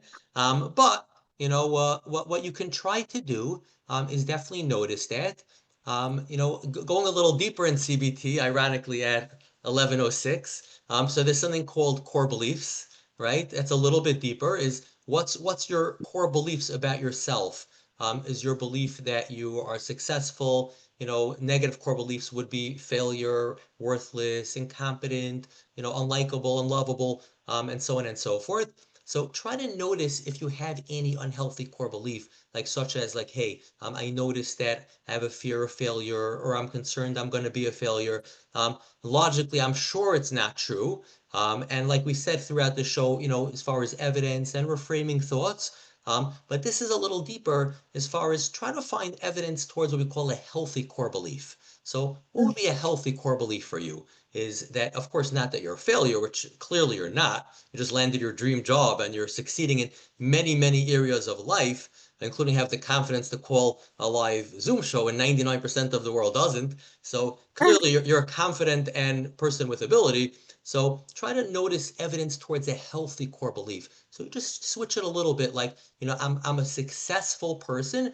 I prefer for things to go my way and not to be rejected like everybody else. If you're able to reframe that a little bit, and then try to notice evidence towards that new belief. Hey, today I did so and so. I made a call in other areas of your life. Hopefully you don't have, I don't know if you have the fear of failure in all over. Let's see, I'm sure you have areas not. Let's say you're a good person or you have good values. Those are all evidence towards a healthy core belief. So notice that, strengthen it, build it up, and specifically with the job. Of course, that is a piece of the pie. Our jobs are a big, pretty healthy chunk of our confidence and core belief. But remind yourself, it's just one piece of the pie, and you're made up of 80% of, let's say, of many, many other areas. So even if it would go south with any specific job, chas v'shalom, hopefully it won't, you're still strong. And it's you did your best and whatever, but also focus on with this job as far as specifically anxiety and coping techniques. I think you do want to try to notice the specific anxious thoughts, like I know it's not going to work out, and try to challenge that and reframe it to, it might, yes, work out, right? Like things have gone pretty well so far in my life. Maybe I could learn how to do this. Maybe like anybody else, new jobs are challenging, right? Any new job takes a year, 2 years. I could speak to people, I can network, but I think allow yourself and normalize that when you have a new job, there's a period of adjustment and it takes time to learn the ropes. It sounds like you're doing fine. So normalize it, give yourself some time, try not to be as hard as yourself, reframe it, notice if you're judging yourself, try to be less judgmental. I think there's a lot to say on this. It's, trying to get in as much points as possible across the spectrum. But in honesty, it probably is a drop beyond, the 5 minutes. But all things to keep in mind. And you'll give it your best. Tell you you're giving it your best. You're going to work hard, and hopefully it will work out. And if it's meant to be, and if it's bashert for you, then it will work out, and you'll grow into position. But yeah, the pressure doesn't help. So try to notice the pressure. Tell yourself you're doing your best. It takes time. The company appreciates you. Not every look is a dirty look, right? So try to notice some of those negative thoughts, judgmental thoughts, reframe them, have more compassion towards yourself, notice the positive, and try to work on that core belief a little bit. If you're able to do some of that, it could be helpful. Thank you so much. Sure, you're very welcome. Yeah, sorry to do this, but let's do one more, and then we're gonna go because I promised this person. Promise is a promise. We'll pay extra for the session, don't worry. Hi, I'm mute. Hi, how are you? Okay, first of Good. all, I mean, this I sent in a while back, but just to clarify, you're talking about people that need therapy, people in therapy, or these are healthy people that just have some anxiety on the side? So it's a great question. It's a great question. I would say it's a range. It's a tremendous. It's all in the continuum. But everything we're discussing, these are things I definitely work with my clients on in the therapy room. So of course it's more focused. There's more psychoeducation. There's more practice. A lot more background and history. For sure. So I'm not promising that these can all be done with the same nuance and sophistication as in a therapy thing, but these are all things definitely that people can try even not in the therapy room. These can be taught, technically, and used. But yeah, I'm trying to share it and make it as practical as possible. But technically, yes, we could, notice negative thoughts. We could practice reframing them. We could focus on not obsessing, and so on and so forth. But like all this stuff, it sounds easier, of course, than what it is. It does take some practice. There is skill involved for sure, but anybody could do it. Like if we do a CBT course, technically, this stuff can definitely be learned as a standalone technique. It's just missing some of the detail and nuance. Also, most of the questions were about anxiety, about things that never happened, and that people are worried. What about when you have underlying, I guess, trauma? Someone, let's say, someone has stutters, so they get an aliyah in shul, and the whole shul is waiting there for 20 minutes, and the kugel's burnt, and he's traumatized. So wakes up Shabbos morning. I'm not going to shul. I can't. So he goes and he joins the Kiddush club. Finally, he's like, his Rav convinces him he's going to start going to come into Laney. He's scared to get an Aliyah. And his anxiety is building up. He's going to get to Aliyah and he's going to mess up and he's going to be embarrassed. Yeah. So how do you deal with that type of anxiety?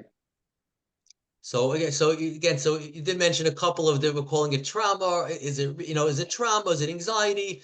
But you're right, because the reality is, without getting too much into trauma, a lot of these areas, if a person struggles with anxiety, if a person struggles social anxiety, aliyahs, let's say even if it's not trauma, it can certainly be traumatic. If a person, messes up, a person, if a chazan goes up, a tefillah goes up, and he stutters for 5 minutes, right?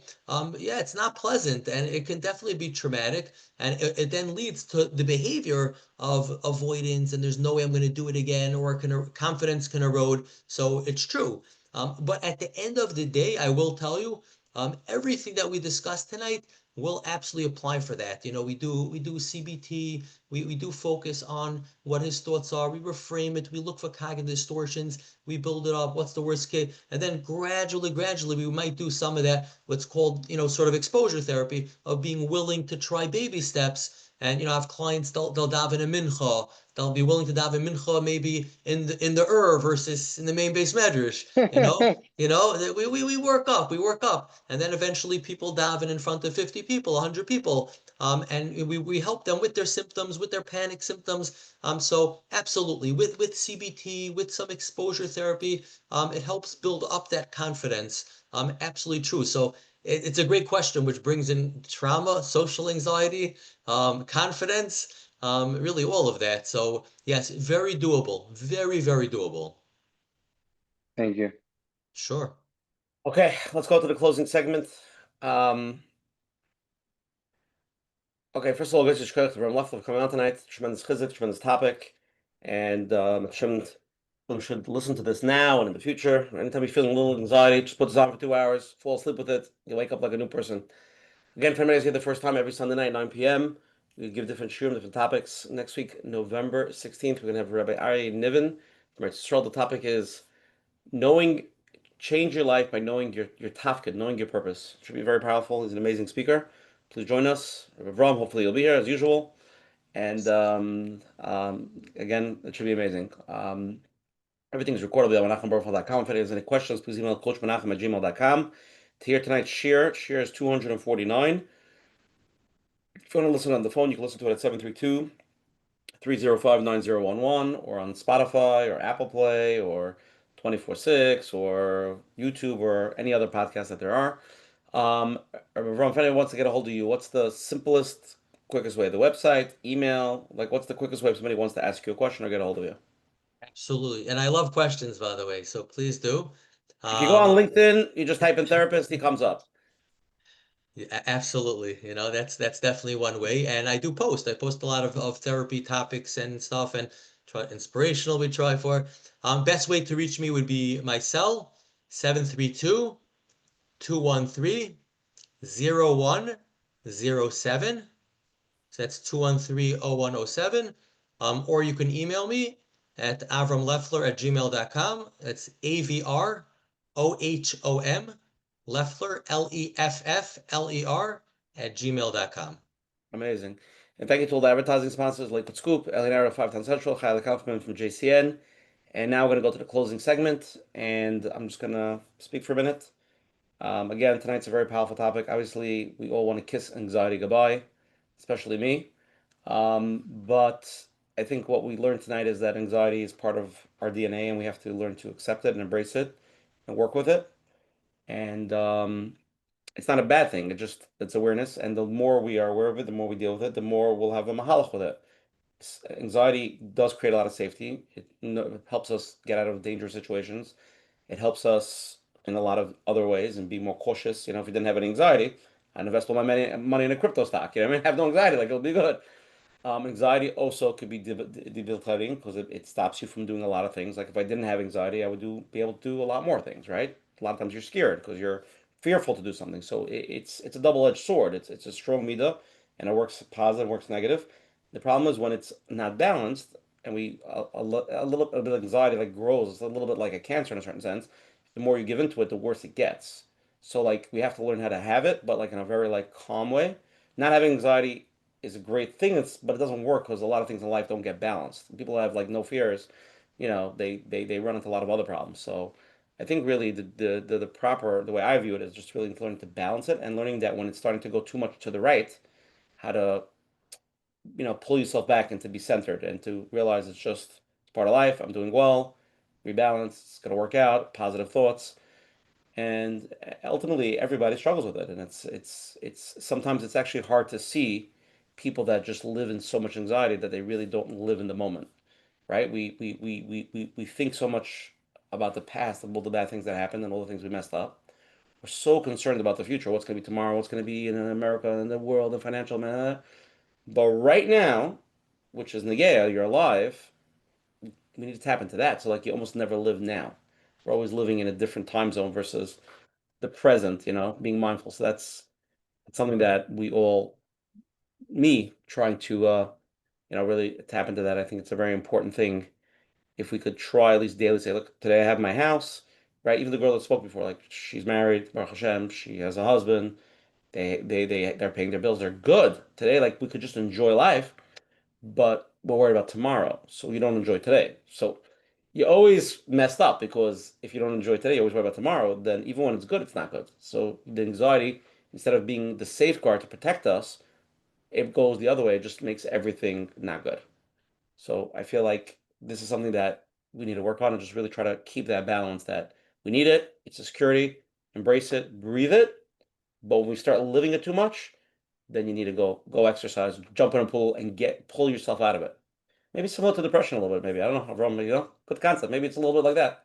Some similar concept. So that's my feeling. Hopefully, some people that are here tonight, they get chizik, they feel better, and they make one step. It's not really you're changing it overnight. You make that one positive step tomorrow, go out for a walk, call a friend, go to that wedding you didn't want to go to that simcha, because when you come back, you feel better. You feel good, you feel happy.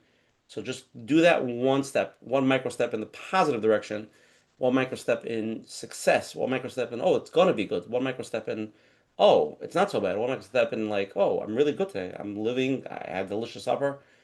Tomorrow, who knows? And that's it. Coach Menachem. Amazing, amazing. Thank you, Oshi, for putting it all together. Thank you, Avrohom. One day I'll listen to it and I'll get chizuk. Amazing, amazing words. I want to mention there are many people who are in therapy for years and they're working so hard. They also need chizik. When they hear this tonight, they might think it just doesn't work for me. Again, everybody in their own situation, and to be able to focus on the steps, on what's working for them, and those who are doing the work and have been in therapy for a while, to be able to see the progress, and it's important. But tonight we heard many good concepts, and I find that many times we don't actually do what we heard. So tonight we got very, very, for example, mindfulness, how it actually helps to be able to notice, then not to judge. What else did we come up with? Reframing, and to see what the evidence is. What am I thinking? All of this, to be able to stop and to actually see what's going on. It might not work the first time, but get used to the concept, get used to seeing how your mind works and what can I do about it so I don't get stuck. And the most important thing is emunah and betachon. But obviously we can't go there right away because then it's going to be bypassing. So do the work, you sit down, but eventually you want to be able to say, Hashlech al Hashem yahavcha. Hashem, you run the world, you do everything, you helped me till now. Please take care of this also. Help me, guide me, open my eyes, show me the way, and write down how Hashem helped you. And write it down again the next day. And you can build up that muscle, seeing I have a relationship and Hashem is helping me. What's going to be tomorrow? We'll find out. Hashem helped me till today, he'll help me tomorrow also. But it's important not to go there right away. Like we said, kiss it goodbye. When you say kiss it, you can't kiss someone and push them away. You got to kiss them first. That means they're there. And then, if you can embrace it, you can allow it, see it. And like we said, for kids, especially if you're helping other people, students, really to get into their situation, understand them. They should feel understood. And not you come right away, oh, I tell you exactly what to do. They're not interested. First, sit with them, understand them. And then. So thank you very much. And Hashem should help us all. We should get out of our anxiety. We should be able to take that first step, live life, take a deep breath. And Mr. Hashem will be able to be successful. Amen. Rabbi Avrohom, let's go. The final pitch, the bottom of the ninth. All right. It's amazing. So many people still on. It's mamish unbelievable. The truth is, listen, this show is a Kiddush Hashem. And the only way to properly end such a show is with a Dvar Torah. So I apologize for the lateness of the hour saying Dvar Torah, but it's the only way to end the show like this. So we just saw in last week's Parshas Vayero.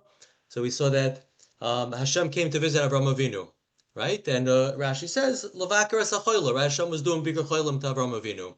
So the question is asked, which is an unbelievable question, is if Hashem was anyways visiting Avram, why did he have to send a malach to heal him? The Eibishter's there, let the Eibishter heal him, right? Probably the best kind of healing possible, right? Just do it, heal him. It's a great question. Great question. So Shmuel Birnbaum asked this question, and he answers that Hashem was showing that that's not Bikur Cholim. Bikur Cholim is not the healing. Bikur Cholim is the visiting. Bikur Cholim is just being with the person. It's just giving the person chizik, saying that the person's choshev. That is the concept of Bikur Cholim. If he would have healed him, that would take away from this concept. It wouldn't have that clarity. Bikur Cholim is just, I'm with you. You're choshev. Here I am. That's what Hashem was trying to show. So, of course, with the therapy process, I have a one-track mind, so any vart I automatically sort of put it to therapy. So as much as we talk about, techniques and skills and evidence-based, of course, it's also super important. And one of the biggest things always in therapy is just being with the person. It's just the fact that we're with the person, and the message that the person is choshev and non-judgmental, and we're here for you. That's always going to be one of the biggest areas in therapy. And then you could kick in as far as techniques and skills. And I think in life in general, it's really something that we could all take as far as just being with people, therapists or not therapists, just that message of and even if it's not bigger cholim, whether physical health or mental health, it's just that I'm here with you. You're choshev, building up people, giving them chizik. At the end of the day, that's the message from Hashem. So it's an unbelievable zach. So on that note, I just wanted to thank Ushi and Menachem, and for all the chizik they give people. And to give them a bracha, they should continue the show for many years. They should have koiches to continue the show for many years, and all their families, everything good. Ma'amr shba kol mi kol kol. And I just want to give my birchas hediyah to the audience, to the choshev audience. That again, you should continue to steig and grow. You should only know good things, have clarity, no mental health issues, and you should steig in ruchnius and gashmius. Amen. Okay. Everybody have a wonderful night. Have a wonderful week. Enjoy this week. Be present this week. We'll see you next week on Shem with Rabbi Niven from Israel. And then we'll find our tafkid. Have a good night.